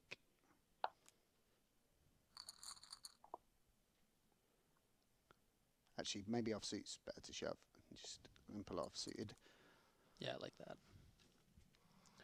Well strategized, Grafton. The strategy, Grafton. So Eugene Katchalov up against the ropes. Faraz Jaka looking to put a further 3 points on the board for the team he manages. This might be the all-in here. And probably a begrudging call. No, looks like the limp. If he limps anything here.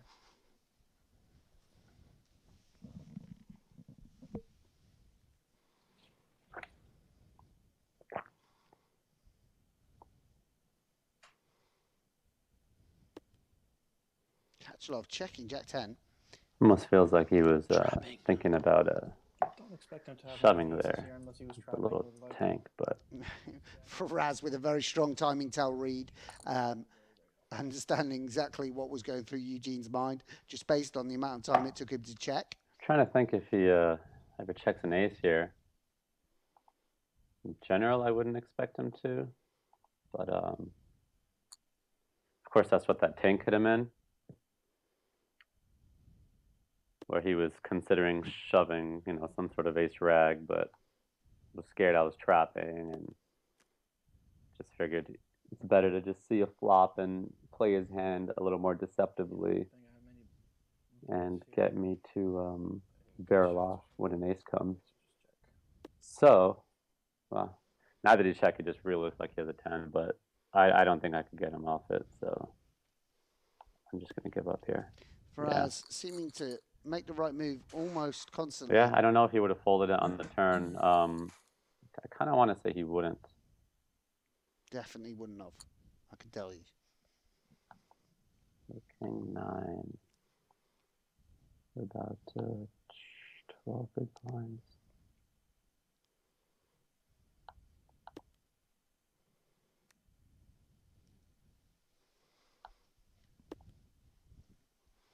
Do you feel they play a bit more solid on the stream? For my hand. Don't you feel like in a MTT, if board you for limped my range, blind that is. that he would shove 12 big blinds for King 9 off?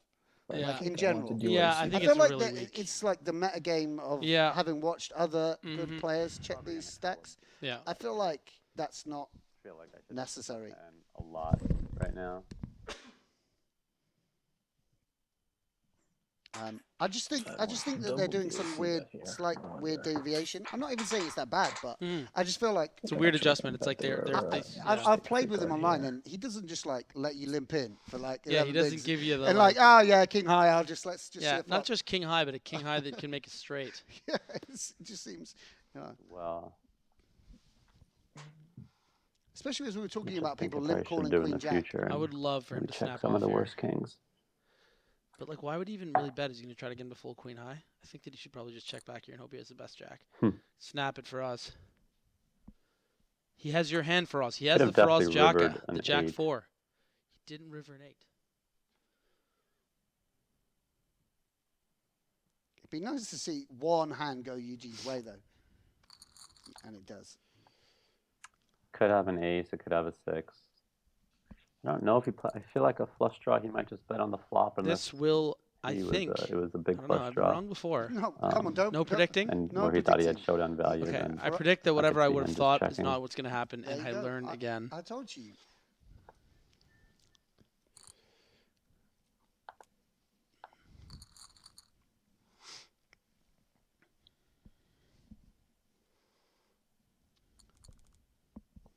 Junky hands all round.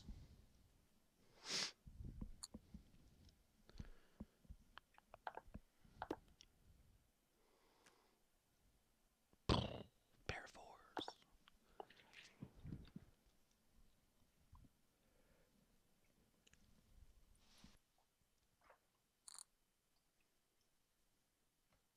Eugene takes a stab.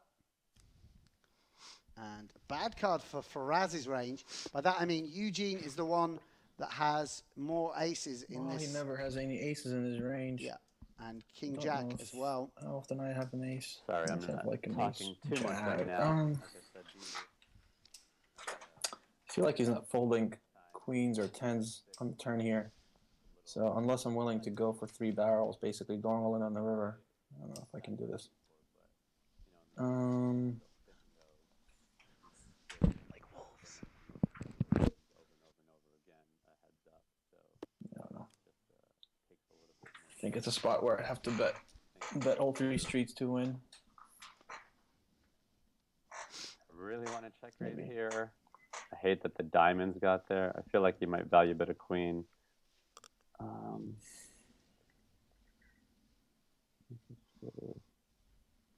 Feels like a check, doesn't it? Overbetting. I mean, what? No. I don't think he has enough bluffs there to need to overbet. Basically trying to get a call out of a queen there.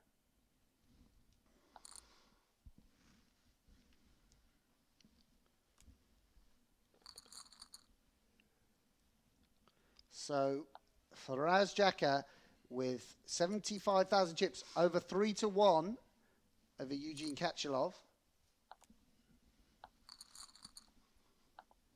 The debut of the San Francisco Rush manager, looking to secure Debutant. Yeah, to secure, to make an impression in the same way Liv Boeri did, making her debut earlier in the week.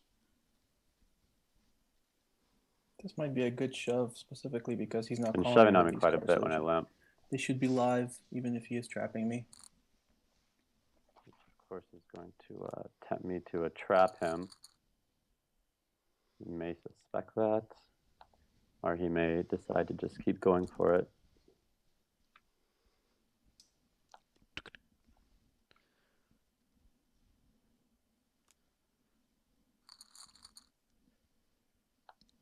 It certainly doesn't seem like he wants to get it in light versus me. Now Eugene under 10 big blinds.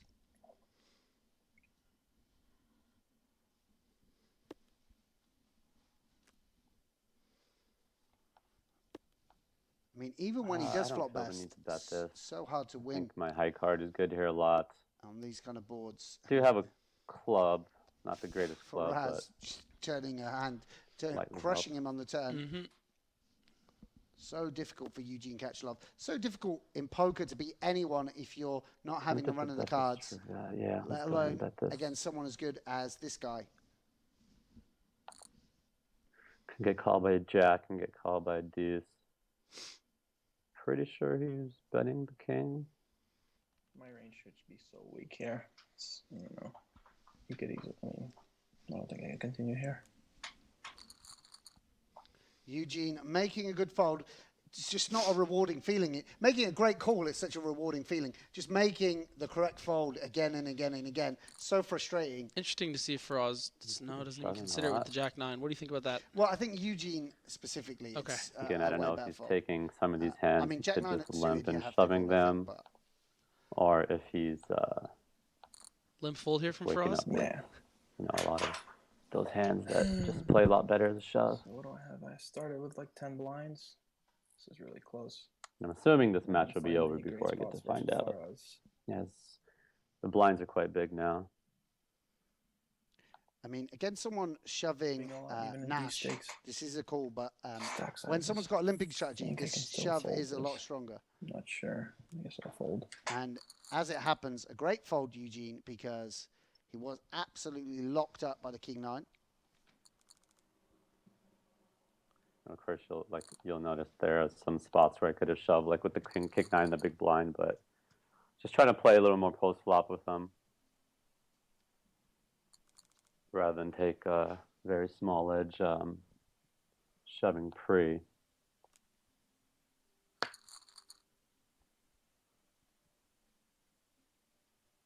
And we should point out, though, that if Eugene doubled up, one of the reasons for us so reluctant to call off light is if Eugene doubles up, the stack size actually bad, yeah. And it's just a matter of some of those hands, you know, playing really well post flop, and it's nice to have them in some of these limp pots. And Eugene with a slam dunk shove. It's an interesting metaphor you use there, considering you probably never watched a game of basketball before. I just realized Yeah, this time we bank had down to we had a basketball hoop in 141. our garden with a chain net, mate. No I haven't way. seen the Yeah, time it was bank a come teenager. into How was your play shot? No, pretty. at all, really, in any of these matches yet, unless I missed it. But Yeah, we watched. that would be kind of interesting if we put him in a rapid fire mode. We used to watch White Men Can't Jump on and repeat in our household, me and my brothers, and then we Yeah, demanded a chain net. But it's 12 so good big when blinds it, you know, like the noise it makes. So Yeah. it was cool. Were your brothers any good? No, we were all pretty average, mate. Suburban English kids. Yeah. And literally not the best at basketball. So Eugene with another hand that he can shove. You might even say a slam dunk shove. Yeah, loving life, King 9, 10 big blinds. So Faraz can't finish off the LA Sunset representative. Or can he? Or no, that's not. I Min mean, raise. I don't like Definitely this. calling a shove No here. folding here. Hoping he just shoves something Is like he King ever 8 suited or folding something. here? Jack 9 suited.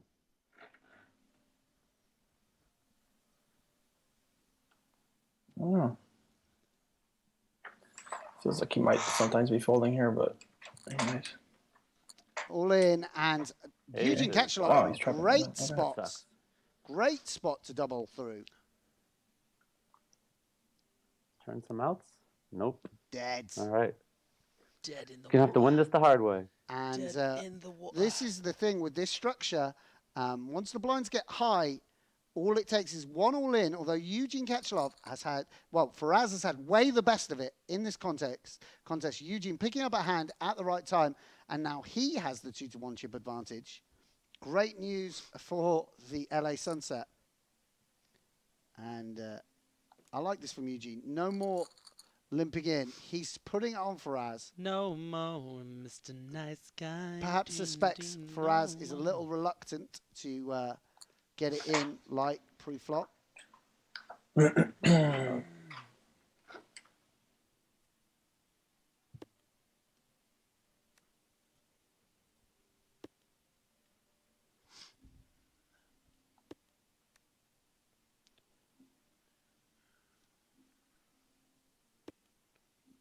gonna go ahead and bet to protect here. Running out of time And bank there's too. also a chance you could definitely call King high, maybe even Queen high. And of course, it's nice betting in spots where you just never get check raised.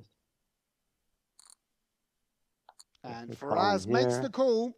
All right. All All right. Big flop for Eugene Katchalov. A heart required or Faraz Jaka in an amazing Sweet. turn No of events. sweating on these all-ins. All right. Gonna have to Good win the to get one on the tiebreaker board. next round. Eugene Katchalov picking up the 3 points for himself and the LA Sunset.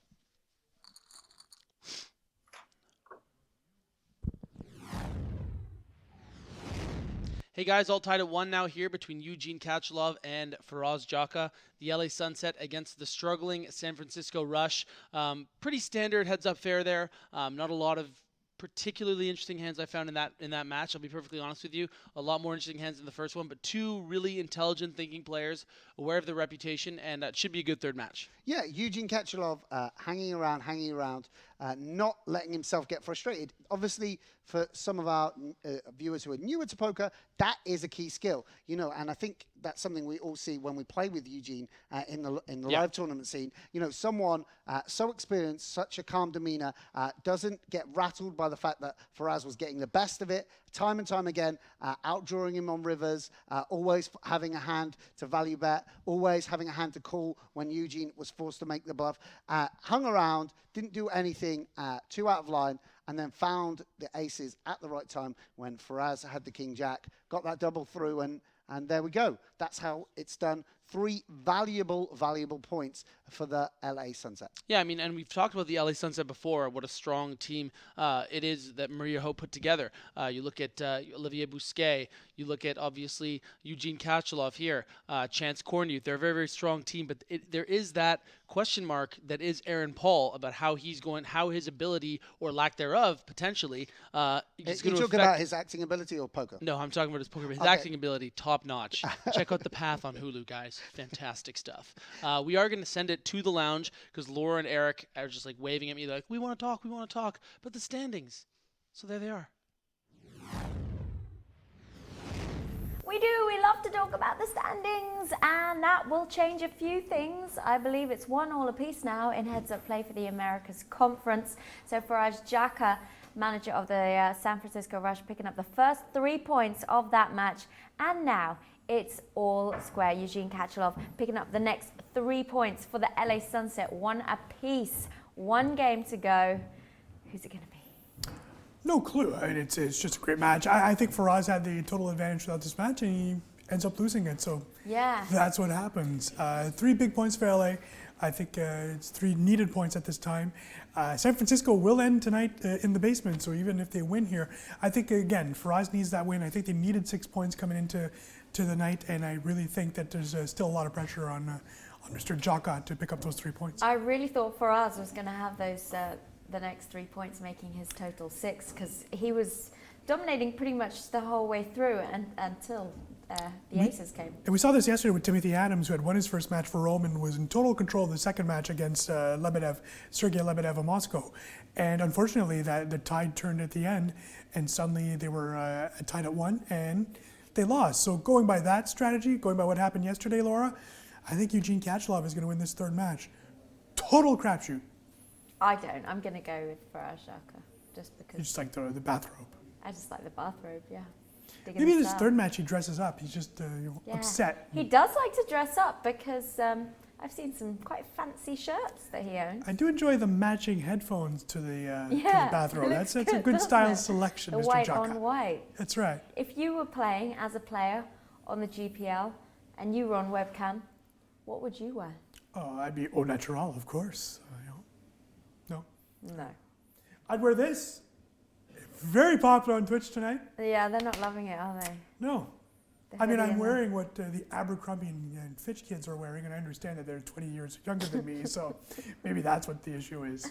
Yeah, you can't be keeping it down with the kids at our age, Danny. That's right.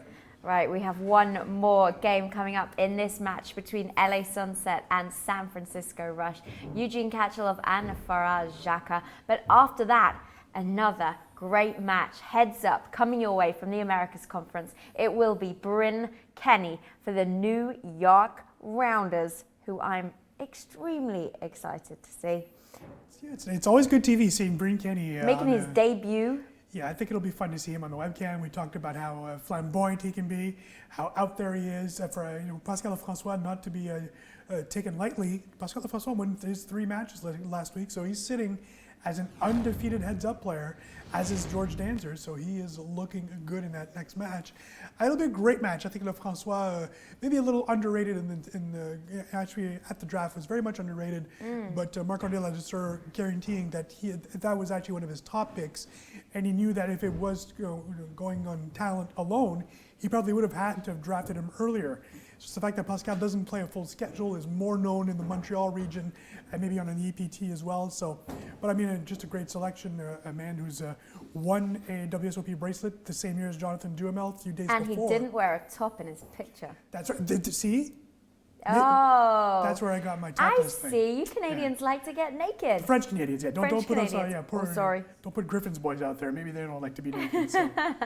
I think Griffin's boys probably like to get naked too. Let's not go into that though. Griffin Venger walks around naked in this office. He does walk around naked in this studio. And by the way, ladies, looks amazing. Damn right. And I'm pretty # sure. Frank and Oak, right? In fact, I'm pretty sure Marc-André Ladouceur has picked Pascal Lefrançois to play again because his first game was so good. Oh, for sure, Yeah. absolutely. And I think that's also the reason we have not seen his selection, you and I, for the third, for week 4, because I think if the Francois sweeps again, he's got to keep him in there. Yeah. Okay, well, that game is coming up a little bit later on. We still have one final game from this matchup. This is Faraz Jaka versus Eugene Katchalov. Back to the desk. Thanks, Laura. This is Griffin. This is Sam. I started taking off all my clothes when they made the joke about me being around the office naked, but the producers nixed it right away. It was, it was kind of disappointing. So if I look a little disheveled, that's the reason why. This is week 3 of the GPL. This is near the end of the week now. We're watching Eugene Katchalov of the LA Sunset duke it out. Eugene, the personality Katchalov. Yeah, against Faraz, the homeless millionaire. Yeah, and Jaka. 3 points apiece. We should reiterate, of course, it's not a conventional best of 3 situation. 3 points up for grab. It grabs each and every match. And at the moment, level pegging, it's just really pride on the line and a possible tiebreaker for the individual wins. But obviously, it's huge bragging rights if you can, Huge. Massive bragging rights. Who cares about your WPT title if you beat Faraz Jaka heads up in a match for points? For sure. I think we're heading to the action now. I'm really excited. Let's get into it.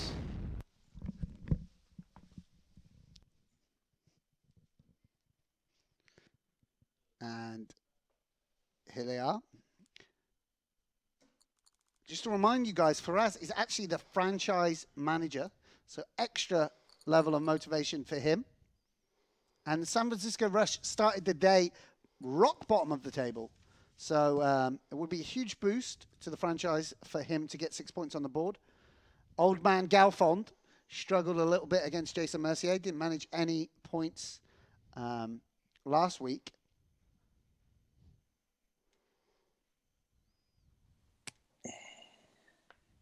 Really Kitty Quo, rather, I should say, who's going pretty well for me won during most the points for deeper them so far. stacks, but during the shallow stacks, not so well in that last match. Definitely seemed like Eugene was shoving pretty lighter than I expected. I guess I shouldn't say than expected, as I think a lot of guys are shoving pretty light and taking thinner edges there.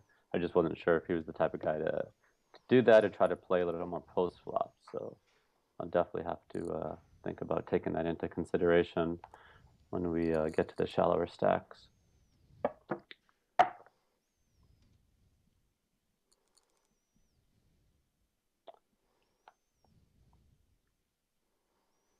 Faraz pointing out what we said as well. Things did go his way for the majority of the match. You would have thought Faraz was going to take down another contest between these two. There was a lot of shove opportunities, even spots I got to call the shove, but again, they were just razor thin plus EV, and was kind of wanting to play a little more post flop and wait for better spots. Of course, the faster structure, the less you can pass up on some of those spots. So hard for me to see bet this one. Too many hands. Check call here.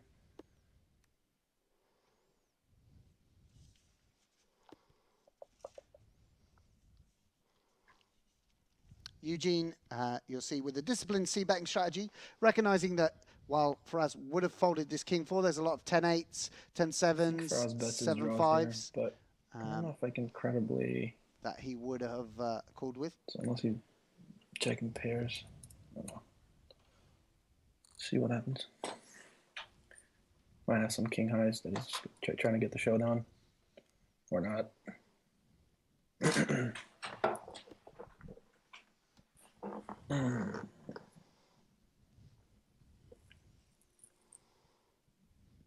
Don't think this is a good bluff card for me. you definitely value bet something like a strong 9 here. Hearts, but I don't think I can bluff this one. Eugene giving it up. Glad he gave up there because I don't know if I would have felt comfortable calling the river.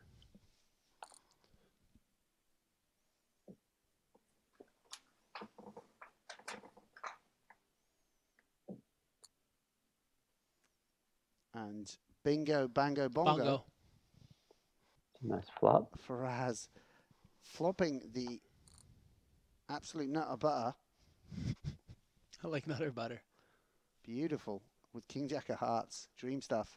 Eugene Katchalov, I'm pretty much obligated to call when he flops a pair there.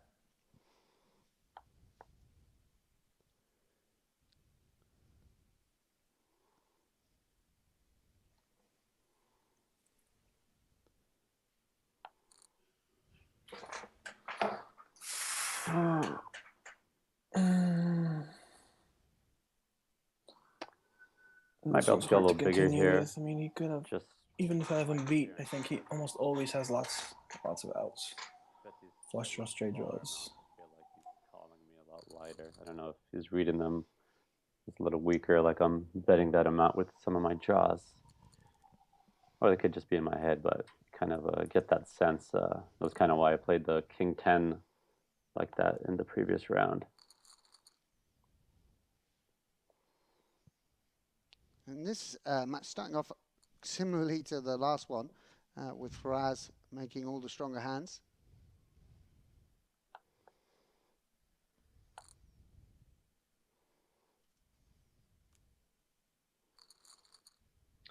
Been picking some good times to 3-bet, as never have a hand like King Jack that I can continue with. He's been 3-betting when I have a lot of hands I can't continue with. So we haven't seen a lot of big 3-bet pots that we get to play out post flop.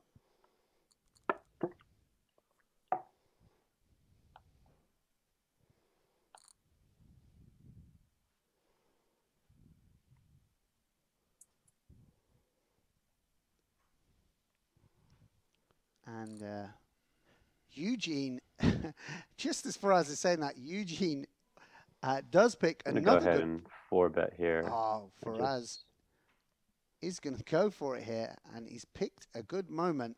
This is the kind of Faraz Jaka we maybe expected to see. Really. Really step in. And I've kind of been letting them run me over with 3-bets. So even if you're playing a strategy where you don't feel like you want to necessarily 4-bet a ton, you have to kind of take a stance, or else someone will just continue trying to run you over. And they're not going to stop 3-betting until you show that you're going to defend against it. And of course, he might think I just woke up with a hand, so I got to still expect he might continue hoping for a lot of folds when he 3-bets. And something to keep in mind, of course, as I said, when he's 3-bet, I haven't had many hands I could continue with. It's not a good turn but card. From his perspective, it may just look like I'm folding way too much. Back here, so that is something I have to keep in mind. Well, I think if he has a 6, I'd get better value here than I do on the river. I'm not sure. It's not going to be an easy check raise for him anyways. Looks like he's thinking about betting. Even if he has a 10, he might just call me. Great spot here for calling with a 6. Obviously, all kings. This is obviously going to be very hard to do I go for value here? Call a third barrel here. Could be barreling some jack queen, some diamonds. I think I do. I feel like he could have a 10. But although I don't know that he's necessarily going to barrel jack queen or diamond. I should go for value. Every time. Now, what would I bluff here with? I mean, I'd certainly bluff some straight draws, some flush draws. So he might have just seed a strong 10.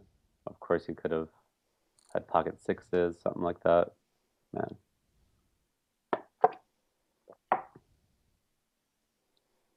I just can't imagine him bluffing here. If he is, it's a pretty strong play.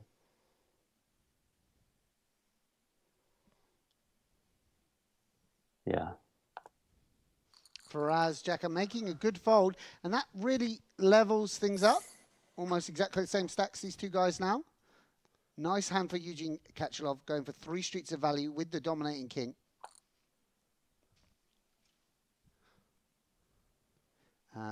You know, again, for the newer poker fan, you can see these guys getting away from top pair without a problem.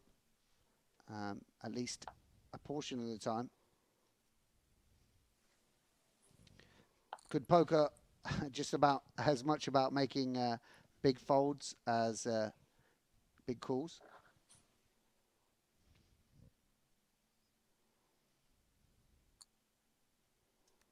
I think with one spade in my hand, I think I have to call.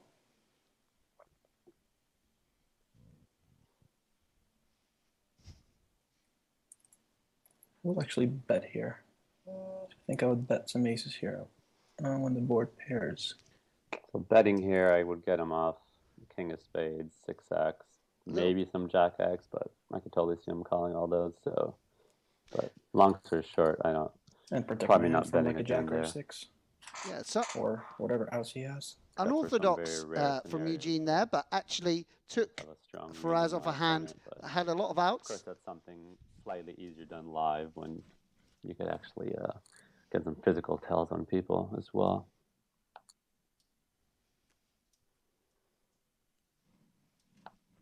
Not a great flop here for Eugene Katchalov. Oh, hey, Griff. Welcome back. Nice of you to pop by. I've been here.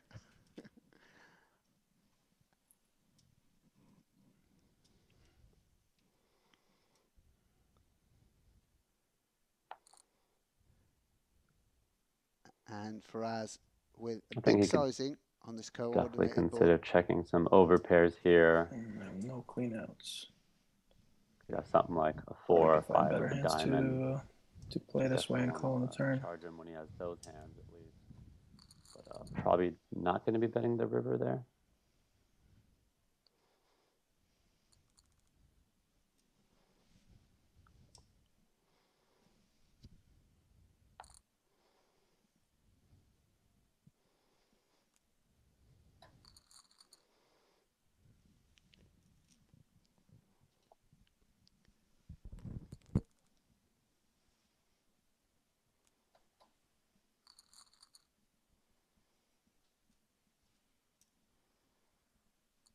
You can see it in the bottom of your screen if you're just joining us. One game apiece, 3 points for each and every game. Here in the Americas Conference, 2 of the US teams, US franchises battling it out. 2 of the world's top tournament players. Eugene 3-bet. Not folding here, buddy.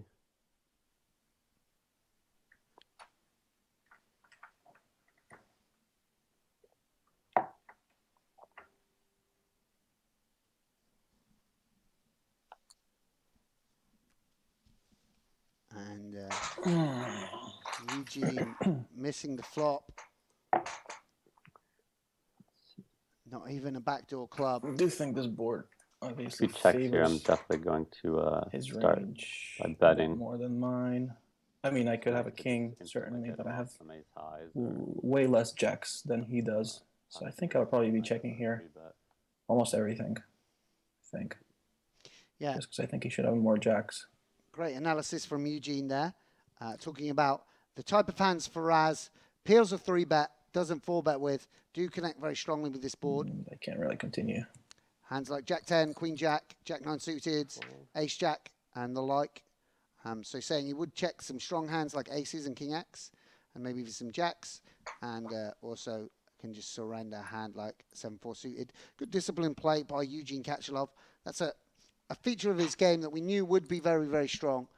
Such an experienced poker player. We're talking about that score, 2.5 million back in 2007. Guy had been at the top of the game Nice for to see a he long had time. aces the first hand of the match. Action He flop here, a 3-bet little me, piece for everyone. Eugene Katchalov with the open-ended straight draw and the backdoor flush draw, hands, early on, it looks like. as well as one overcard to the best pair. Faraz here with top pair. Pretty decent kicker. Cool, blimey, mate. That's a great kicker you got there. You know it was. The kick out of it all was. Check calling lots of. A king in the dough. What accent did you? Shrimp on the barbie. Oh, you went Aussie? I don't know. Yeah, because it was. I thought it started London, but then it went off all over the place. Well, you won't get a little cockney then, eh? So So Eugene Katchalov barreling here with the open-ended straight draw. Obviously, this would get immediate folds from some parts of Faraz's range, his ace highs, 8-9s. some of his gut shots. I feel like And that is Bet a a terrible draw. river for Eugene Katchalov because he will probably 5 check it X's and or lose it. possibly Don't think I ever 8-7. win with this river I card, get called by worse 7. but it is a You could good also bet a queen. card for my bluffs. Yeah, So Go on, Eugene. unless he has a really Go on, high flush Eugene. draw or Go like on, go a on. queen high flush draw, Wagwan. should be I should be able to get him off with from a 7 with this card, but I don't need to bet big for that. So the times that he has, I think he should be he's folding a 7 to small bets. Eugene Katchalov breaking things down for us. Not going to just bludgeon his opponent, picking a bet size that suits the part of his range he's targeting. Half pot, and this is a very difficult spot for Faraz Jaka. I don't know. No more, Mr. I feel like this card is just too good for my range to bet, and I don't think I ever win a showdown, or rarely. Great play from Eugene. There it is. Masterclass here at the Global Poker League. Seriously, though, nice hand.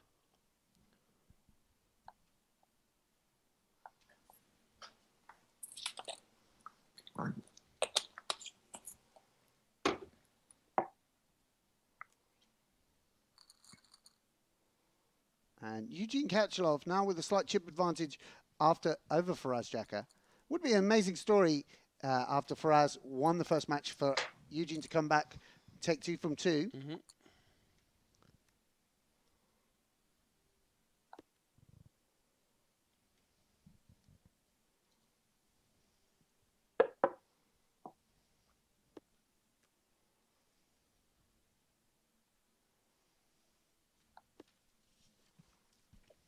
Again, you see this discipline, obviously a standard feature if you've been watching the GPL regularly, but you know, these guys don't just start bluffing no matter what they're holding. Faraz recognizing that with almost no equity against some parts of Eugene's range, no chance of winning against a hand like pocket sevens, he doesn't just stab the turn aimlessly, perfectly willing to give up the hand entirely on boards he doesn't connect with.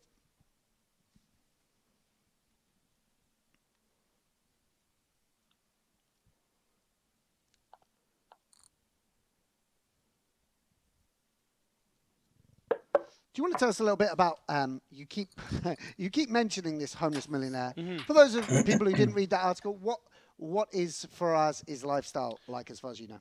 Well, there's this misconception among the poker community that everyone has millions of dollars because they play for millions of dollars. So Faraz Jaka is someone who's decided not to sort of reside in just one place. He's decided to sort of explore the world and experience different cultures and do this and that. And because he's won millions of dollars, they promote that he's a millionaire. But he probably has a lot of money, but he's probably not a millionaire. So they push that homeless millionaire storyline because it's a good little tag for a guy, such an interesting character as Faraz Jaka. There you go, Griffin Benja. I was looking more for like a little bit of human interest rather than exposing the fraudulent nature of the nature of the poker world. Of the poker media. So here, huge flaw. Faraz, the homeless, quite comfortable individual, That's actually flopping nice that a the backdoor boat. clubs just showed up, because now if I have a hand like 7-8 suited and whatnot, he might expect me to barrel off with it.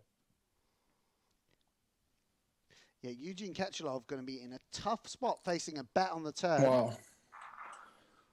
Don't expect him to bet here with bluffs very often, just because I should have either an ace or a jack or king high. So unless Maybe he's trying could to have get me a just king bounced high, a little bigger, so that could have it all ace as well. I guess he probably at the same time with my bluff. play an ace x this way, and I'm chopping with most aces. Yeah, really unlucky can't fold situation here, here for but Eugene Katchalov of the I'm LA not loving this Sunset. spot at all. And Faraz is hoping Eugene has a 10. Not the case. It's interesting now. He could definitely have some smaller boats. Faraz Jaka looking on the bright side of things.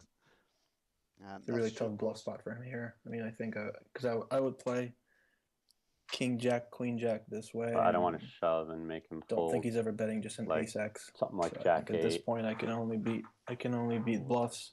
This isn't going to work. Can't think of many bluffs. It's just a really hard bluff for him, I think. So I just feels like he has a monster. Yeah. Eugene too savvy to pay off that bet He didn't seem to think from about Faraz. it too long, so maybe he just called with an ace X, or possibly a king, just expecting that I would give up if I decided to bet with my clubs.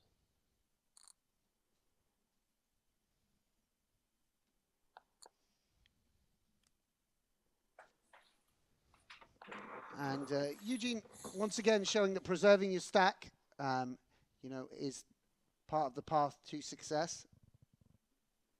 Obviously, puts Faraz in the position of chip leader again in this contest, but Eugene possibly doing the minimum there. Would be a pretty huge fold on the turn. So I don't blame him for calling that. I expect him to give up here with a lot of his barrels. So I'm not going to consider calling here if he files.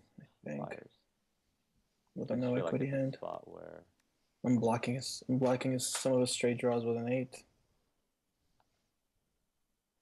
so my bluffs here are pretty much 8, 9. It's going to be hard for me to win this one. So not a and a spade gets there.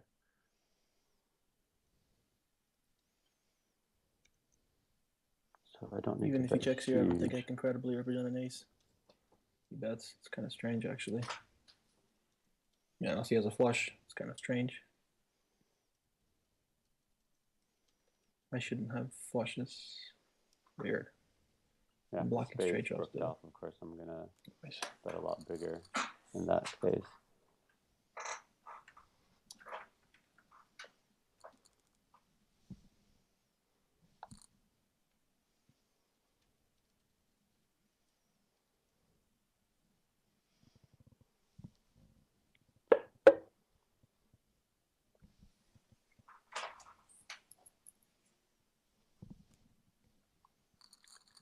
I actually feel like he might start 3-betting me light at this stack size, thinking that I'm not going to be willing to get it in.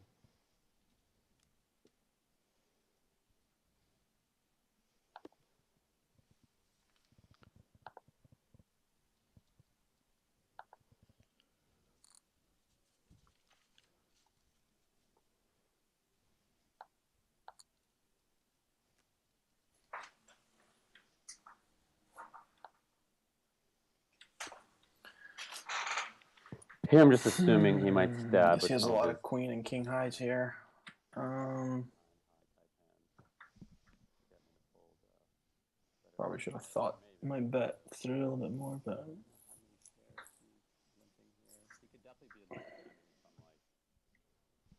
do 5s. Great river for Faraz Jaka. That would be a concern. But I think he would have barreled again if he had some sort of 3s through 5s type hand.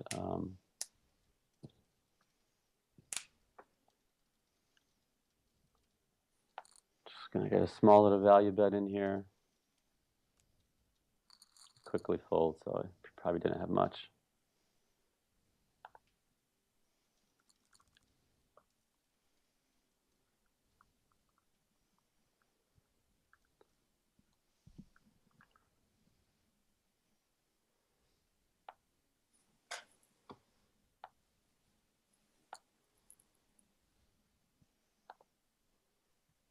Feature of I'm the distracted by my roommate asking if I want fajitas.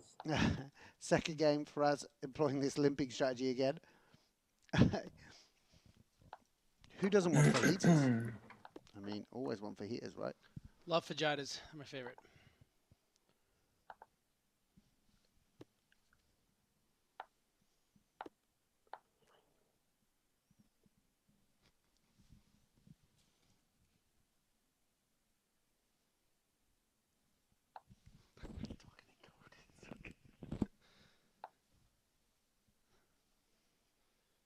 And Eugene getting to the river really with the bottom of his range. Nothing he could do. This spot where I bet small enough that if he somehow was slow playing like 7-8 or something, he could definitely check raise here. It looks like he didn't have much.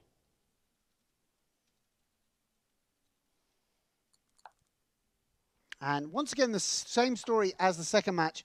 Faraz Jaka with a 2-1 chip lead over Eugene Katchalov. Exactly the same thing happened in the last contest between these two.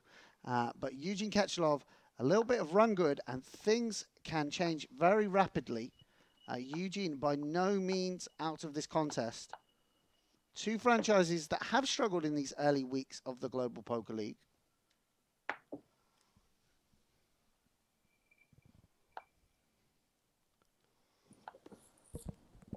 And you know how much I love the 8-16 level, but the 1-2 level, Sam. Wow. Once we get to the 1-2 level, things just got serious. Serious. These guys just checking things down. Faraz not electing to take a stab on the river with the 9 high. And Eugene picking up the pot. And depending on Eugene's big blind strategies, I guess this is going to be a raise call spot, from especially with how much he's been shoving. Katchalov. And also Faraz, Not that I would consider folding this for anyone really, but elected to raise. if I did have the King a Jack as more well. marginal hand, I would also elect to raise call very Oh, light. Eugene has Eugene, gone for it. with Big the way he's flip. playing at the moment. Wow. Flipping. Hate to be flipping when you get it in. Eugene Katchalov, Yeah, not looking good for will me. he catch the river? He needs a queen or a 10. Bricks off, and we Faraz hold. Jaka, the manager of the San Francisco Rush, picking up the third game and 6 points in total for his franchise. Good game, Eugene.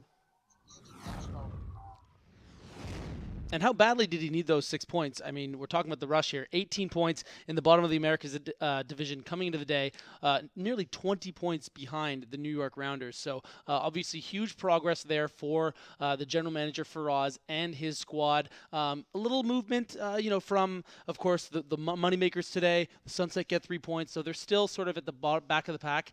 But it's not my job to talk about that. It's Laura and Eric's. We'll get to them in a second. What did you think about the match? Yeah, I mean, Faraz, what we expected, talking through stuff, telling us a little bit about his life and his housemates and his future trip to Monte Carlo. I'm sure we'll see, that'll be a continuing feature of the GPL. Faraz Jaka, a bright and bubbly personality. Eugene Katchalov, more reserved and, a little bit sour-faced at times, but that's a product of, he ran pretty badly, like for sure. Although he did win the second match, even in the second match, he barely made any hands. Then just got a rush of cards right at the end. Rush of cards, did he? Oh yeah, a San Francisco rush of cards, you might call it. He played for the Sunset, didn't he? Though, so it doesn't quite work. Yeah. No, it doesn't. Yeah, no. So pushing storylines and narratives here at the GPL. Not the most exciting match that we've had, but. As you say, good news for San Francisco Rush fans, good news for Faraz Jaka's poker squad, because the team manager did do the job, the same as Liverpool did it on the first day of the week, picking up some very much needed points for his team. Absolutely. We're going to be going to the lounge soon to discuss, whatever happened and how that's going to affect the standings, of course. But until we do, there's a few things I want to talk about when it comes to this what do you match. want to talk about? Yeah, well, first of all, I want to talk about the fact that Faraz Jaka, I mean, until he goes to Monte Carlo, we got to help him kill this time, because time is a difficult thing to slay. I'm learning that now that I'm out here and I'm doing all this. Maybe you can send him your Skype details and he can phone you for a bit of strategy. Do we have his chat? Skype details? I mean, we do the someone webcam probably does. Yeah, definitely. Yeah. For someone back there, for sure. But yeah, I mean, really, really great stuff for Faraz. Eugene Katchalov is definitely going to feel sorry for himself, but he will live to fight another day. He was, after all, an amazing third-round draft pick for the LA Sunset, and he will, I'm sure, prove a very valuable member of that team. Laura, Eric, we actually have Faraz in studio. I mean, it's an image of him, but, there's going to be image in studio. He's going to talk about his big 6 points for the San Francisco Rush. He's not actually sat here on the sofa in his bathrobe. We will be joining him on Skype though. Faraz Jaka, are you there? What's up, guys? Congratulations, 6 points, and you finally got the Eugene Katchalov monkey off your shoulder. How does that feel? Feels great. I'm not gonna lie. I really wanted to go for the trifecta and get all 3 points. So I guess the competitive part of me is still disappointed I didn't get all 3. But hey, I'm definitely not complaining. 2-1, good outcome.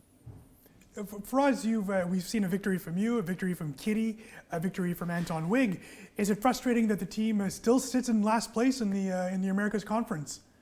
No, not at all. As I said earlier, it's so early in the season. If we get bogged down by worrying, every single time we're up and down in the standings this early, it kind of will drive you crazy and get you off your game. So, our whole team kind of has the same mindset. We focus on how we're playing, and the results will come.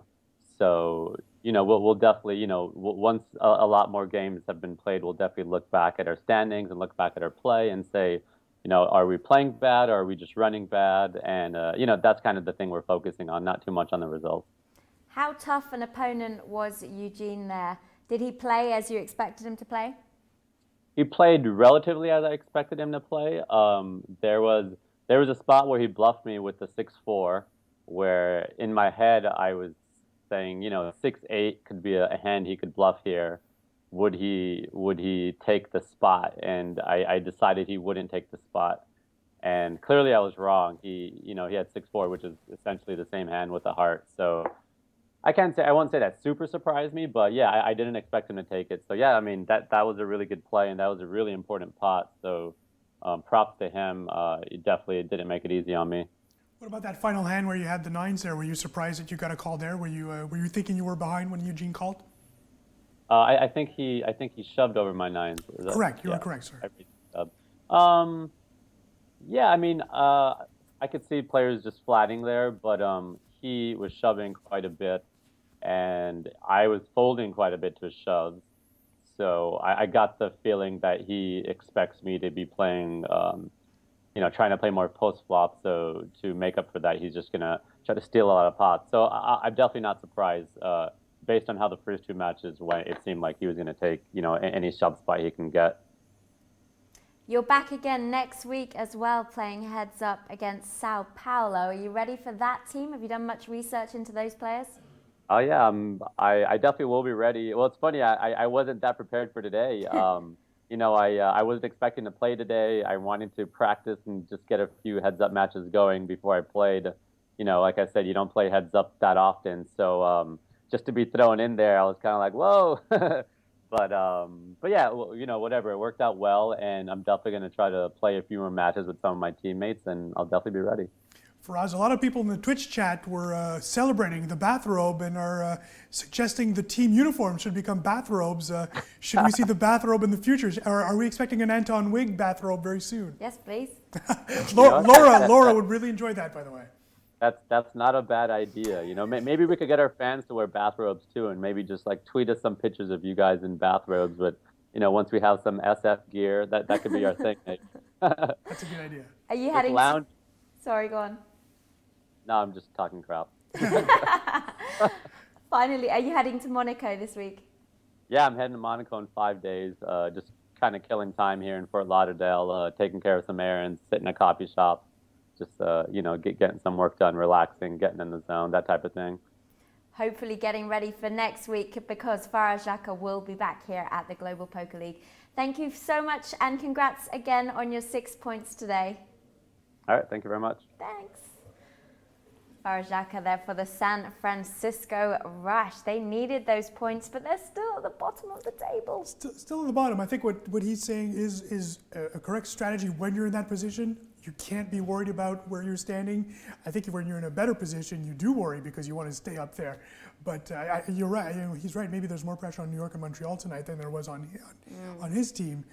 But again, we keep on mentioning it. But I mean, the further you are from the 4th place, the worse it is. So 6 important points, and I think I agree with them at this point. I think they're in a good situation suddenly, at least not the dire situation like it was before tonight's match. Okay, let's take a look now at those all-important standings for the Americas Conference.